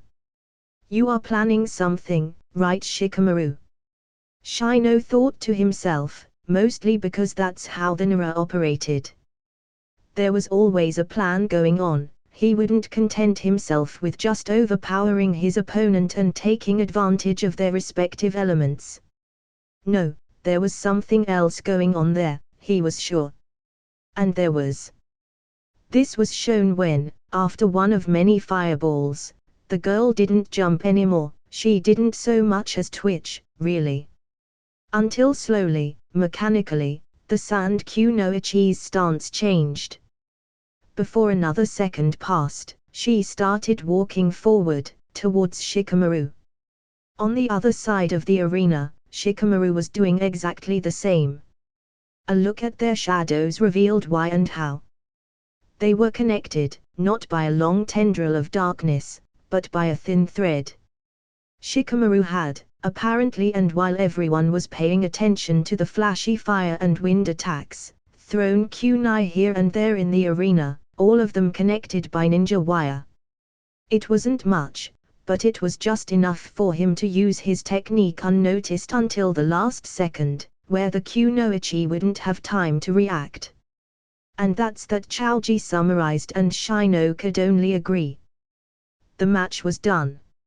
Still, both of them stared straight at their friend as he approached his opponent, pulling a kunai from his pouch that he would likely use to threaten her until she surrendered. Shino Abaram, the boy, stiffened at the familiar voice until, a second later, he recognized it and relaxed, if only a bit. More than a little apprehensive, he turned his head to look at the 8 blue eyes of Shirakumo, Iji's summon friend. The whole group had been introduced to the little white arachnid, and that was as much as the boy had revealed to them, stating that all other members of the spider clan would be a surprise. Shino, and his own crawling forward/flying companions, hadn't been fans, but he had reluctantly put up with them when he'd gotten a promise that they wouldn't eat his bugs. Shirakumo, he nodded tightly. From the corner of his eye, he saw Chaoji pick up on the new presence and narrow his eyes. What can I do for you? Ig and the others have a plan for what's to come, the spider replied, and if they had been paying attention before, now they were hanging on her every word. Shirakumo gave her weird, arachnid nod when she noticed and continued. Here's what will happen. Oh. Hinata Hyuga. The members of your group are doing remarkably well, her father commented. In the past, Hinata would have thought, probably being right, that the words were out of disappointment in her. After all, her team had been taken out in the second test. Now, however, Hayashi Hyuga seemed contemplative, even pleased by how the exams were going. They are, Hinata nodded, curiously peering at her father from the corner of her eyes. She had to wonder if he wasn't angry at her because the one that had been poisoned was Kiba and not herself, or if it was due to how increasingly happy her father had been with her development since she joined Naruto's group. One way or another, she was glad that he had eased on the pressure he had put on her ever since she was a child. Which in turn made her even happier that she had been allowed to be part of her friends' group. Still, she was disappointed in herself, Hinata had to admit. She had been progressing so much since all that time ago. She had learned so much, trained so much, improved so much, and in the end, she still found herself wanting. She was still that girl that hid behind corners and watched others do things. She was never the one to do those things. Even now, as she sat in the private room on the arena, watching and celebrating, internally, but still, as her friends won their matches, she could only think how she should be there too. She wasn't jealous of them though, she only wished she could stand next to them. Maybe then, she would feel worthy of all that they had given her. Then, the next match was announced and as everyone waited for the participants to step on the arena, Hinata couldn't help but be torn. She would, obviously, cheer for both of them. However, she couldn't help but wonder who she really wanted to win the fight. On one side, there was Naruto, and he was. Hinata felt her cheeks heat up and had to stop herself from poking her fingers together. On the other, there was Ig, and she knew that he was the reason for all the changes in her life. He had been the one to invite her to their group, even when she wasn't really close to any of them, or even an acquaintance. He'd been the one that brought her to the group of people that changed her life so much. If it wasn't for Ig, maybe their group wouldn't have trained so much. If they hadn't trained, then they wouldn't have impressed her father. If they hadn't impressed her father, then she would still be the disappointing daughter, never enough and always in the background. If it wasn't for Ig, maybe the group wouldn't even have formed in the first place. Now that she was looking at him though, Hinata couldn't help but be reminded of something that had been the talk of the group whenever the satyr wasn't around, how awfully stressed he looked. She didn't need to use her Bakugan to see that. From where she sat, she could easily see his sickly pale complexion and the dark circles around her eyes. That should be telling enough of how obvious it was, never mind how he'd been acting as of late, always distracted when he wasn't training, as if there was something in his mind that just wouldn't leave him alone. She had to wonder, though, after how Shikamaru had acted in his match. How do you think they'll do? Hinata heard her father ask, breaking her from her thoughts. She could clearly see how he focused mainly on Ig, easily dismissing Naruto because the satyr was much more notorious among the higher-ups. She couldn't even be angry about that, Ig had a talent to gather attention on himself. It could go either way, she replied, not even having to lie. That was, as far as she knew, the truth. Hinata could tell that her answer, and the honesty behind it, had surprised her father. She could almost see how his opinion of Naruto changed, turning from dismissal to interest. "Oh!" he exclaimed, interested. "Why do you say so?" "Ig is a better combatant," Hinata admitted easily. "He excels in everything he does, be it taijutsu, kenjutsu, ninjutsu, and genjutsu, or so I hear," her father commented, drawing a frown from her. She hadn't heard of that. Had that been one of Ig's preparations for the finals and he hadn't told them? Likely. But so does Naruto, with traps, schemes and, more importantly, fuinjutsu, Hinata continued, filing the information her father had given for later and carrying on. Hayashi hummed. Fuinjutsu should never be underestimated. those who have the talent for it have always stood out. And so does Naruto, Hinata added in her mind, pleased that her father seemed to be changing his views on more of her friends with the exams, much as they frustrated her. Before them though, all her father seemed to care about was Ig and her, as if everyone else was just average. They were showing him how wrong he was now though, and Hinata felt more than a little proud of being part of such an amazing group. Regardless, it seems almost certain that at least a few of them will be Chunin high, she continued, catching Hinata off guard. She'd thought he was done speaking, honestly, much more interested in seeing how the battle would go. Maybe that will free some time for them, once they aren't part of a team anymore. Hanabi has been quite upset that she can't spend time with your group due to the schedule differences. Father. Hinata's sister grumbled, which might as well have been an indignant scream for her. Meanwhile, the older sister held back a smile at Hanabi's reaction. It had been unfortunate that they'd had little time to introduce the younger Hyuga to the group. Her father had made the request right before their last year in the academy, which had been more hectic than what they had expected, with the amounts of training and studying that they'd had to do. It hadn't left much time for them to bring someone that would feel left out, being the only one doing something different, really.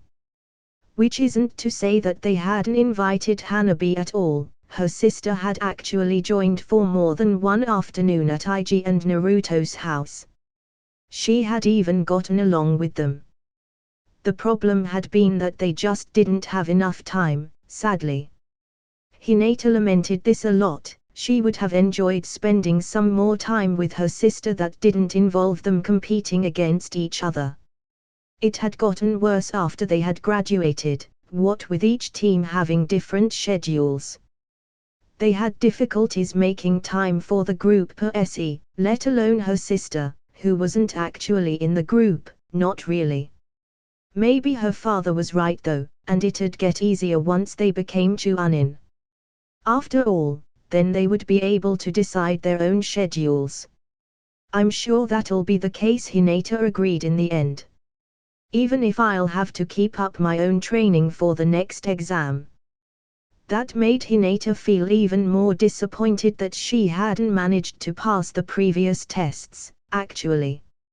She resolved to do better in the next exam, and she knew that her teammates would feel the same. Shino, probably for the same reasons as her, to not get left behind by the others. Kiba, for his part, would do so too, even if only out of sheer competitiveness. That's fine, Hanabi replied, and Hinata blinked. That response had come quick. A little too quickly, really. I can still meet up with Ig and the others, right?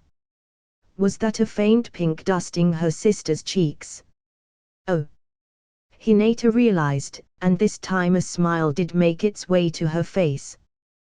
The others will get a good laugh out of that, she mused, thinking how the group would react to her sister having what seemed to be a little crush on Ig.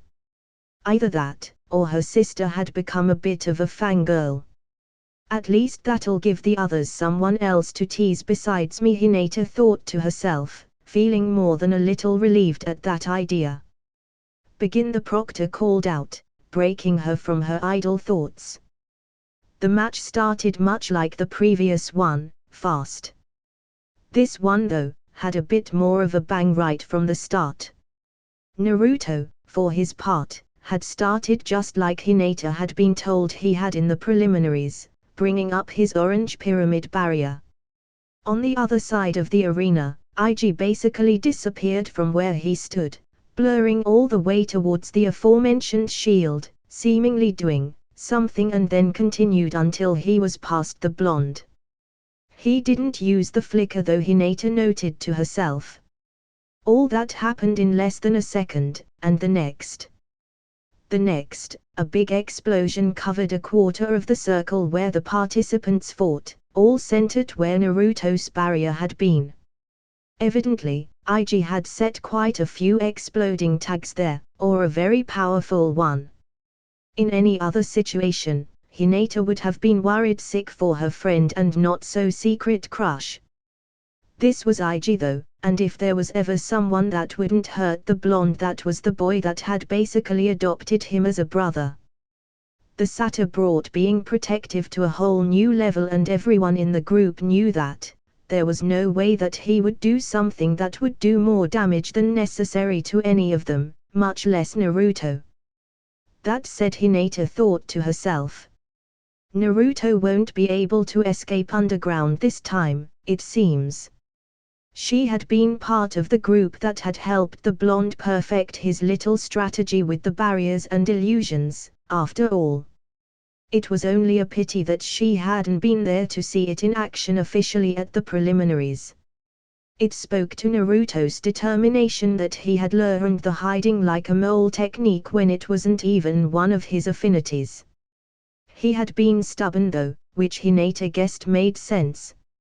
Hiding underground gave the blonde a lot of options for his already very imaginative plots.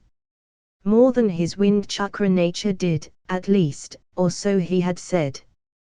That said, as the smoke cleared and the blonde stood still inside the barrier untouched, Hinata didn't need her Bakugan to know that it was the real one. He couldn't have had time to scurry underground with how fast Ig had set those explosions, so he'd had to stay inside the barrier this time. The Satyr seemed to have discovered what he had done in the preliminaries. That, or he had guessed and guessed right. With how terrifying he could be, Hinata was betting on the first. To everyone that didn't know, looking at Ig, who was standing sideways on the wall of the arena with lightning now cackling at his feet and around, the Satyr looked menacing enough for them to figure it out. That became 1,000 times worse when she noticed that the boy wasn't smiling, nor was Naruto, for that matter. Did something happen? Hinata had to wonder, now somewhat concerned. She didn't have much time to ponder on that, however. Ig snapped into action once more, literally appearing over where Naruto and his barrier were. The legendary sword he wielded was thrusted forward, meeting the defensive seal head-on. Hanabi breathed out and Hinata wholeheartedly agreed. Even their father was struck by what happened then and there. The point of contact between sword and barrier shone brightly, both because of the chakra being used as a shield and because of the lightning that tried to pierce it. It was an impressive display, if nothing else. It reminded her of the shield and spear paradox, actually. This wasn't a paradox though, and one of them had to give. That was, in the end, the barrier, cracking like a glass and eventually unable to stop the sword any longer. She would have been afraid, if not for the fact that Naruto had enough time to get away from the path of the sword, twisting his body in what little space the pyramid gave him. As his seal's barrier vanished though, the Uzumaki didn't stay idle. His hands moved fast, setting another tag at his feet. She blinked confusedly when nothing happened afterwards. That is, until she looked at Ig, who now looked like he was struggling to stay on his feet. His whole body was tense and shaking. Naruto, taking advantage of the opening, quickly moved forward, punching his surrogate brother right in the gut and sending him flying back. Or he should have, at least. Instead, Ig fell backwards, hitting the ground like a rock, flat against the ground like his own body was too heavy for him. A new seal. Hinata thought, trying to decipher what was going on there. Naruto didn't try for another hit though. He seemed, from what she could see, to be trying to get Ig to give up. Hinata wasn't very confident in many things, but she was sure that the Satyr wouldn't give up. He was very much like Naruto in that aspect. Sure enough, instead of giving up, Ig used another of his techniques, this time an original one. Wire floated behind Naruto, obviously out of his sight, since he didn't react at all. In a second, it wrapped around the boy's arms and legs. Hinata was sure that if it had been anyone else it would have been his neck too. She could only grimace at what she knew was coming then. Electricity visibly traveled through the threads, electrocuting Naruto but not incapacitating him. It bought the Satyr time though, and that was all that he needed to use another wire and tear apart the seal that had left him unable to move. In the blink of an eye, IG was already on Naruto now. The blonde, with a hand halfway towards his pouch, probably looking for another seal to use, wasn't fast enough. He was engaged in Taijutsu before he could, and that was something that worried Hinata greatly. Taking away Naruto's seals was like taking away one of her arms. Or, at least, that's what she thought. Evidently, the blonde had some cards up his sleeve, or seal tags in this case. As he traded blows, or, more accurately, desperately tried to fend off IG, smoke exploded from him. A smoke tag on his body. Hinata hazarded a guess as she activated her Bakugan to see what happened in the dark. The smoke proved to not be enough to stop IG, which wasn't a surprise, with his second original jutsu that allowed him to feel his surroundings through his ninja wire. The surprise though, was enough for Naruto to pull a tag from his pouch and wire teared right through the tag before it could be used. Then, before the boy could react, IG already held new ivory to his neck. Hinata let out a breath that she didn't know she was holding then, slumping down on her seat. It was done mostly out of relief though. This was a fight that, while she knew it was important for the boys involved, really wasn't pleasant for her to see. Expected, her father said next to her, while the audience waited for the smoke to clear. Hinata felt a pang of annoyance at Hayashi then, for dismissing Naruto once more, although the Uzumaki boy did much better than I thought he would. It was an unfavorable match for him, however. He didn't have time to prepare and that, most probably, would have had a much different outcome. Hinata took back all the things she had been about to think, a small smile tugging at her lips. IG is awesome. Hanabi exclaimed, throwing her arms up in the air and earning a chuckle from their father and a giggle from her sister. Her amusement was broken when she looked down at the back of her hand. There gathered a bunch of bugs and she blinked before her back straightened. Shino had a message for her. He was frustrated. That much was obvious, on his face and on his attitude ever since his team had been taken out. Hell, he had been frustrated for years, really. Now, looking as IG Sato left the arena with a victory and what he was sure was the promotion already in the bag, Kiba couldn't help but be reminded why. For a long time he had been up there at the top of their class. Never quite managing the very top, what with Sasuke Uchiha being part of said class, but still second place most of the time. Even between the clan members of his age, he was always relatively high unless they were a few years older. All that had changed when Sato had decided to stop being a background character. In days, he had gone from the bottom of the food chain, where all the civilian, unmotivated students always were, to the top. Since then, he had never stopped going up, to the point that he seemed to have left them all in the dust. Left Kiba in the dust. It had damaged the young Inuzuka's pride, even if he would never admit that. It had been especially bad when his mother had told him to get used to that. That there was always one or two that distanced themselves from everyone else. He hadn't quite understood then. By the time he had, however, he had burnt his bridges. He had tried to put aside his pride and try to join in on the group. A group that was obviously doing wonders for everyone in it. He'd really tried. However, he wasn't surprised when they rejected him. He was angry and, once again, frustrated, but not surprised. You couldn't expect a dog that you kicked to trust you. No, you had to prove that you deserved that trust back.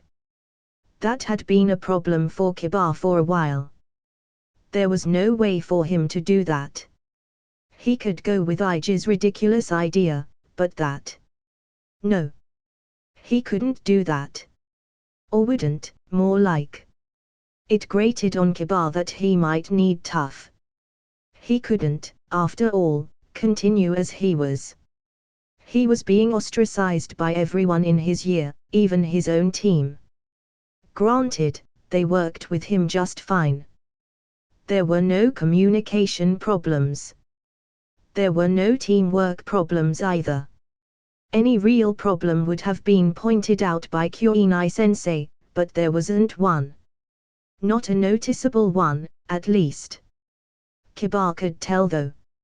From the way Shino and Hinata always consulted things with one another before asking him to the way they ignored him when there wasn't anything team-related to do or talk about. It was his own fault, however, that much he knew. He had opened his mouth one too many times without thinking. He didn't remember, but he was pretty sure that he had said at least one or two mean things about both of them. How he wished he could smack his past self. He'd been given a chance though. And by the gods he would hold on to it for dear life. It was taking it or actually kneeling before Naruto begging for forgiveness. Anything to get him out of the doghouse, pun not intended. From Iji Sata he remembered looking at the bugs that were still on his hand. Shino's way of messaging had been difficult to get used to and even more difficult to learn, but it had been worth it, Kiba knew. Especially now. Something is going to happen. This is your one chance, Kiba. From there, it was instructions for him and Kiba was more than a little annoyed at being ordered around. He would have to swallow his complaints though. Iji was the leader of the group, everybody knew that, and as much as he hated it, Kiba could respect that. Running commentary, that teammate of yours? His mother asked from his side and he turned towards her. Or just chatting? The Aburam are surprisingly chatty when they don't have to actually talk, he replied with a fanged smirk, getting a laugh from her. Once her attention turned back to the arena, the grin fell from his face. His eyes then moved towards where her mother had told him the participants were. He could only see the outside of the balcony from where he sat, but that didn't matter. Kiba didn't need to see them, really. After their fights, besides the expected frustration, he also felt sad. Sad that he had a chance to be there too. He could have been part of that select group of distinguished ninja too, if he had been a little less full of himself. Would being part of the group have helped him avoid being poisoned during the second test? Would it have helped him feel less lonely within his own team? Would it have made him better than he was? Kiba was pretty sure the answer to all those questions was yes. Even if he didn't want to believe that, the proof was right on his face. If someone had told him that Ino would be among the best genin participating in the Chuunin exams a year or two back, he would have laughed on their faces. If someone had told him that Shikamaru would get up and actually do something, he would have reacted much the same. And the less said about Naruto the better. All that could be traced back to one thing, the group. Was it selfish of him, to want to join only to get stronger? Yes, it was. However, it was a good thing that he didn't want to join just because of that. He would train, he would help, he would do whatever he needed to. He just wanted to stop being weak and stop being alone. Oh. Tamrai.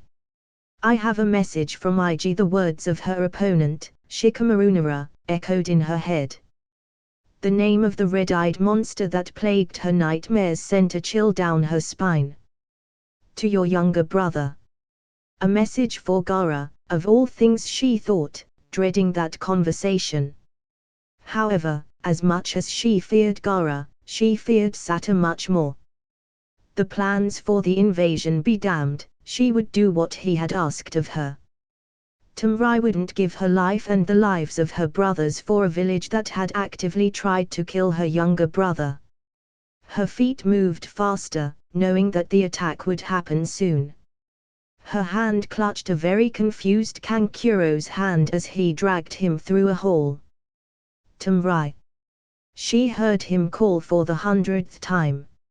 Shut up, Kankuro, she ordered him with as much authority as she could muster put into her words. We have to get to Gaara and get out of here. What, why?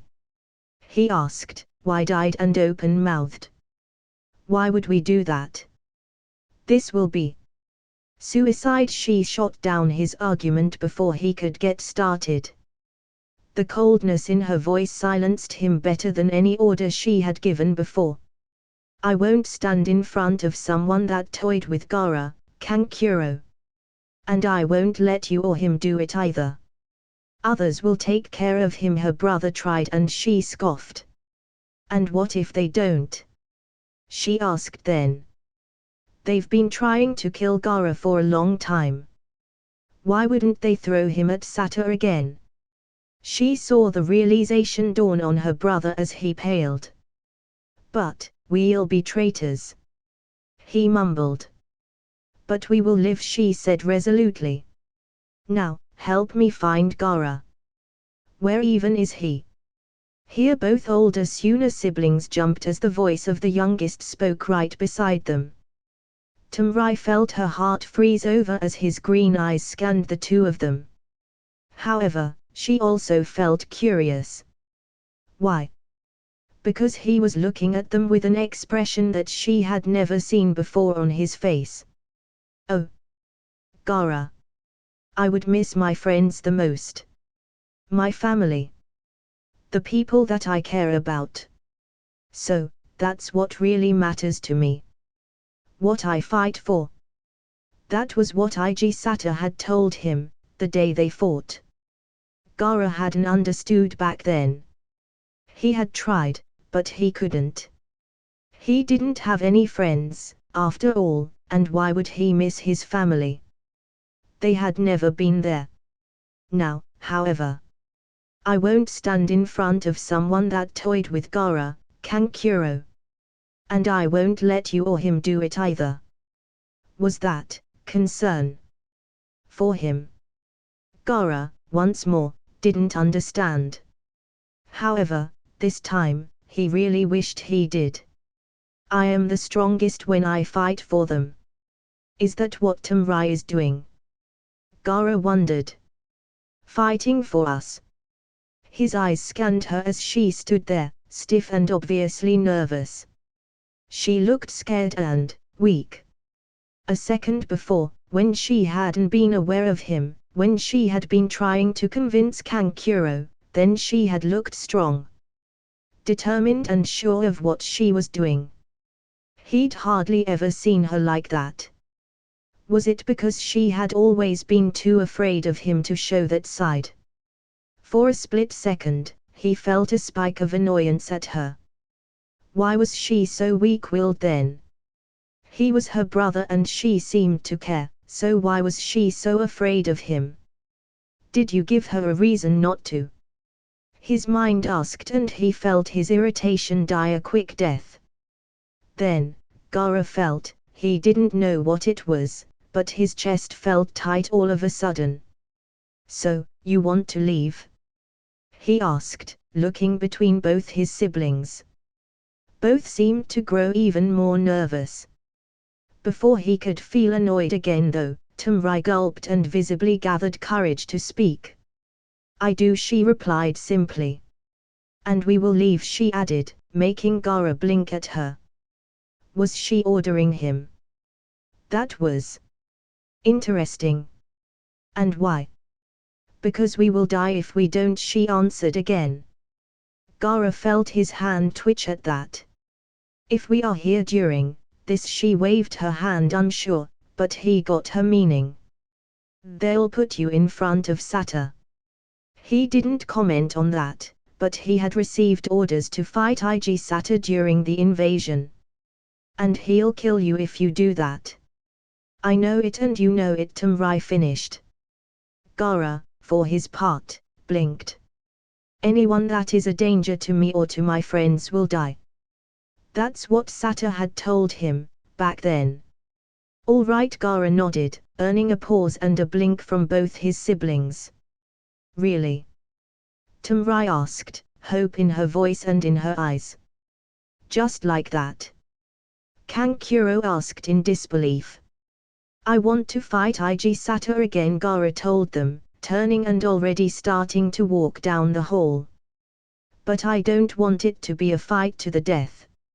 Mainly because he didn't want to die, but also because he wanted to live.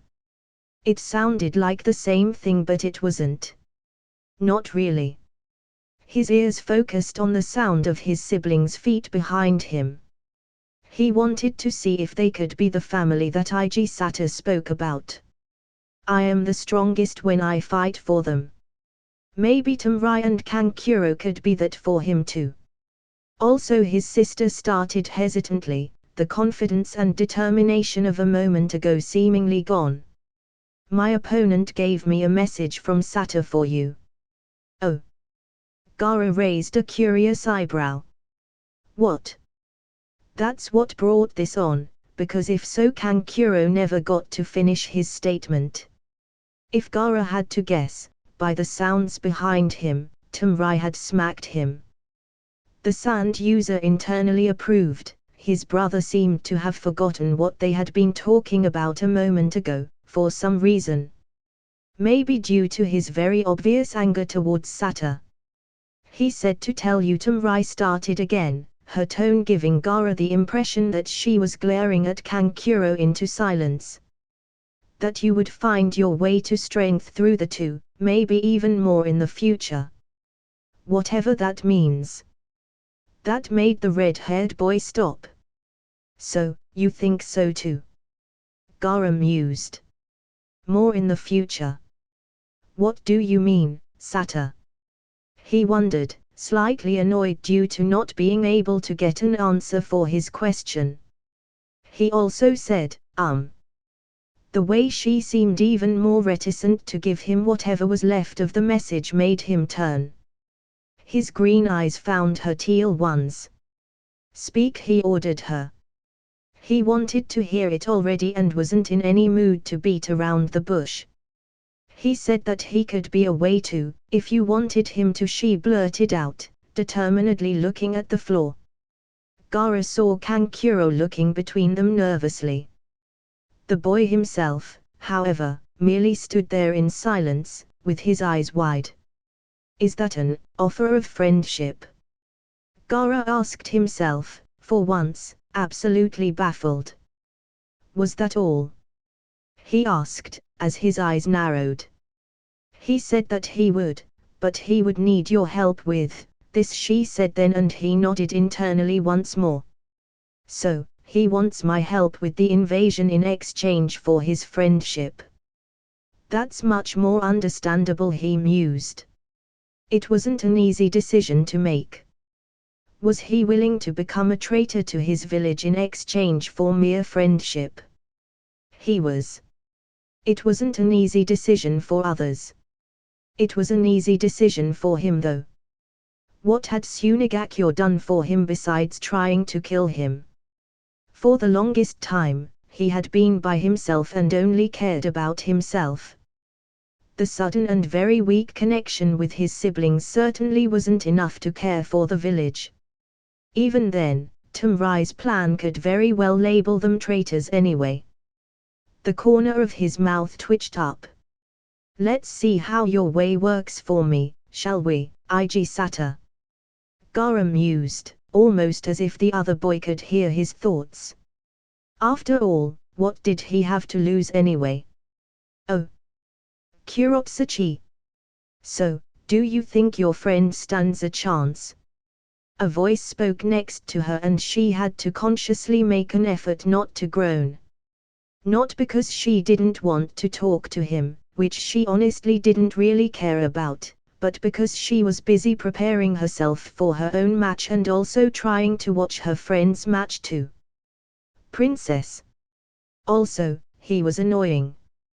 Facing him, those red eyes staring into her black ones with no malice whatsoever, instead holding honest curiosity. It grated on her that he had been through his match and still looked just like how he had arrived. As if that whole fight, short as it had been, hadn't even happened. I'll have you know that Akatsuchi will kick that guy's ass, Kurotsuchi replied with a scowl and trying to put as much confidence in her words as possible. His raised eyebrow and twitching lips told her that he didn't believe her lie for even a second. She clicked her tongue, turning back towards the arena. And stop calling me princess, she growled, her eyes trained on Akatsuchi entering the arena. As if you weren't the princess of Iowa, he pointed with a chuckle. Hidden villages don't have princesses, she countered. Really? Her eyes moved to the side, stubbornly refusing to turn her head, only to catch him raising an eyebrow at her, leaning against the railing. That's what you are going with? Kurotsuchi felt the tips of her ears burning. It had been a weak argument, but she just hated the nickname. Never mind the fact that she was also very annoyed at him all but calling her out on her lie. It wasn't like she could say that her teammate would lose against the Konoha, was it? Why are you even here? Now, that's the question, isn't it? He replied instantly after her question, and she sensed a change in his voice, even if she couldn't tell precisely what it was. She then narrowed her eyes and gave it a moment of thought. Begin, she heard the proctor call, and her eyes focused on the fight. Akatsuchi immediately put an earth wall between himself and his opponent, who had snapped a lightning release technique at him. It hit the barrier harmlessly, but it had been a close thing, she thought. You know what's going to happen, Kurotsuchi pointed out, not turning towards him at any moment. So he didn't tell you that? He mused, low enough that she was sure he was talking to himself. It didn't make it any less annoying. Who, and tell me what? Your grandfather, and that's not for me to tell, he replied easily, making her eyebrow twitch. Meanwhile, inside the arena, Akatsuchi had already brought out one of his golems.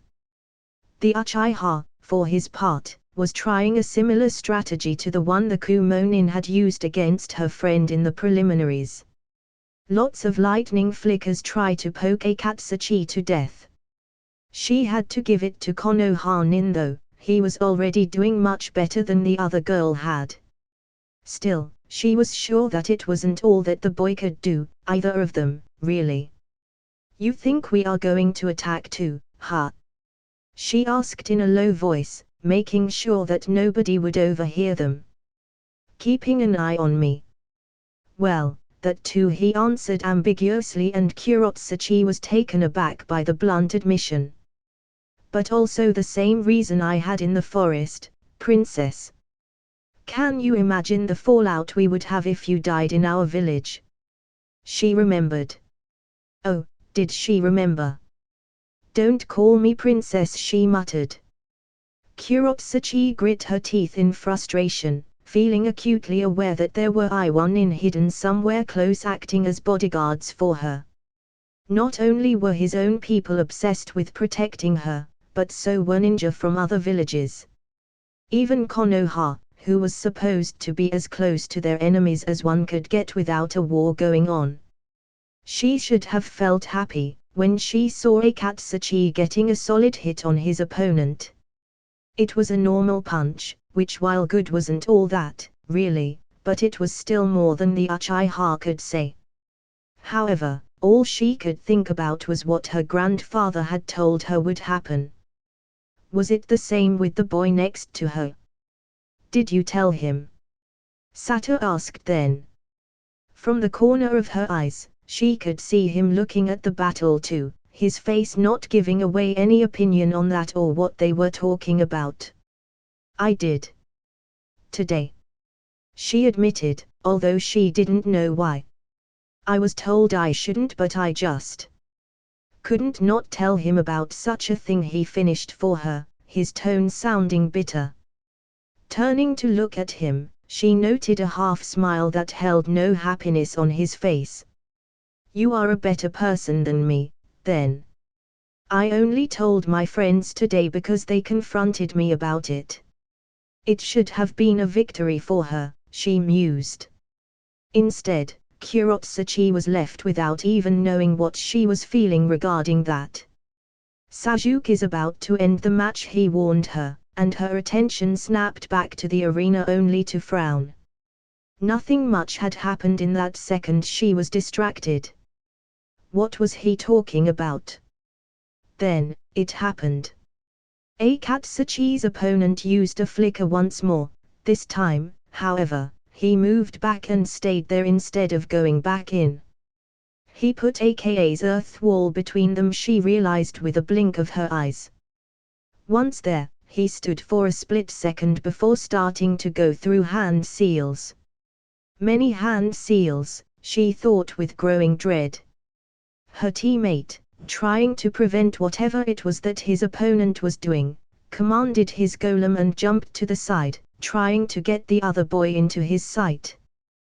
This proved to be his undoing, the Uchiha cutting his technique short and flickering right in front of Akatsuchi, his electrified foot hitting him square in the chest. Then, with but a couple more, he used the first technique he had shown in the match, a discharge of lightning shooting right from his hands. That was all for the match. Was that series of seals a bluff?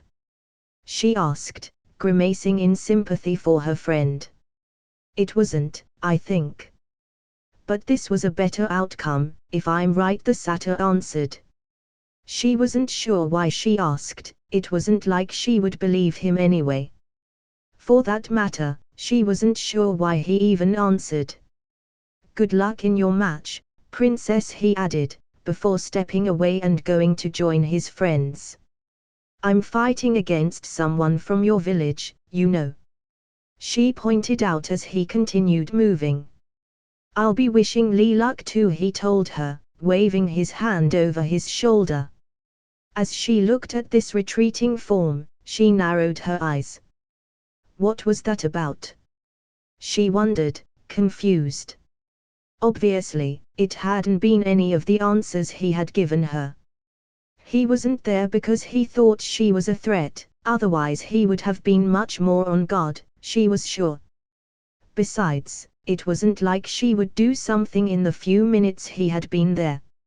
It was useless to approach her for that. Sato could have just as easily kept an eye on her from the other side of the balcony where he had been beforehand. He could certainly make his way over to her in less than a second if anything happened. Much the same reasons could be applied to guarding her in case someone attacked her. Watching over her for only a few minutes was almost a waste of time. If he had wanted to do that, he would have done so from the very beginning. So, why? Kurotsuchi saw him turn around once he reached his group of friends and sent a look her way. Seeing her confused expression, he smirked. That made the girl's eye twitch in annoyance. Smug bastard, she thought, before she was pulled from her thoughts when the proctor called her over to the arena. Her eyes darted towards her opponent. Rock Lee was something, that was for sure. Not someone to be underestimated, Kurotsuchi knew that much. However, he was also very interesting, some would say. She would call it annoying, if anyone asked her. He was too loud and, frankly, dumb to be a ninja, in her opinion. However, he was skilled, strong and fast. In a direct fight like this one would be, he was in his element. Kurotsuchi wished she could give it her all. She was sure that it would be enough to beat the Taijutsu specialist. Sadly, her grandfather had recommended her not to use too much of her chakra or exhaust herself too much. Not with what was coming, never mind the fact that this was a tournament, meaning that she would need some strength left over for another round if it came to that. Especially so when she would have to fight the Mist Ninja after this before they got to the next stage of the third test. Still, the invasion was the important part, and she knew it. If she lost, she lost. It wasn't a big deal, her grandfather had said, and she had agreed. It would hurt her pride though. As she stepped down the stairs towards the arena, she tried to keep her mind calm. Which wasn't easy, what with her opponent eagerly running down shouting at the top of his lungs. He was really annoying. Her mind recited the plans she had made for this fight, distracting her from the irritating boy. Plans that would never come to pass because, when she took the first step into the arena, the wall behind her and the arena itself blew up. That's it guy for now. Hope you like the video. Like, share and subscribe the channel. Thanks for watching.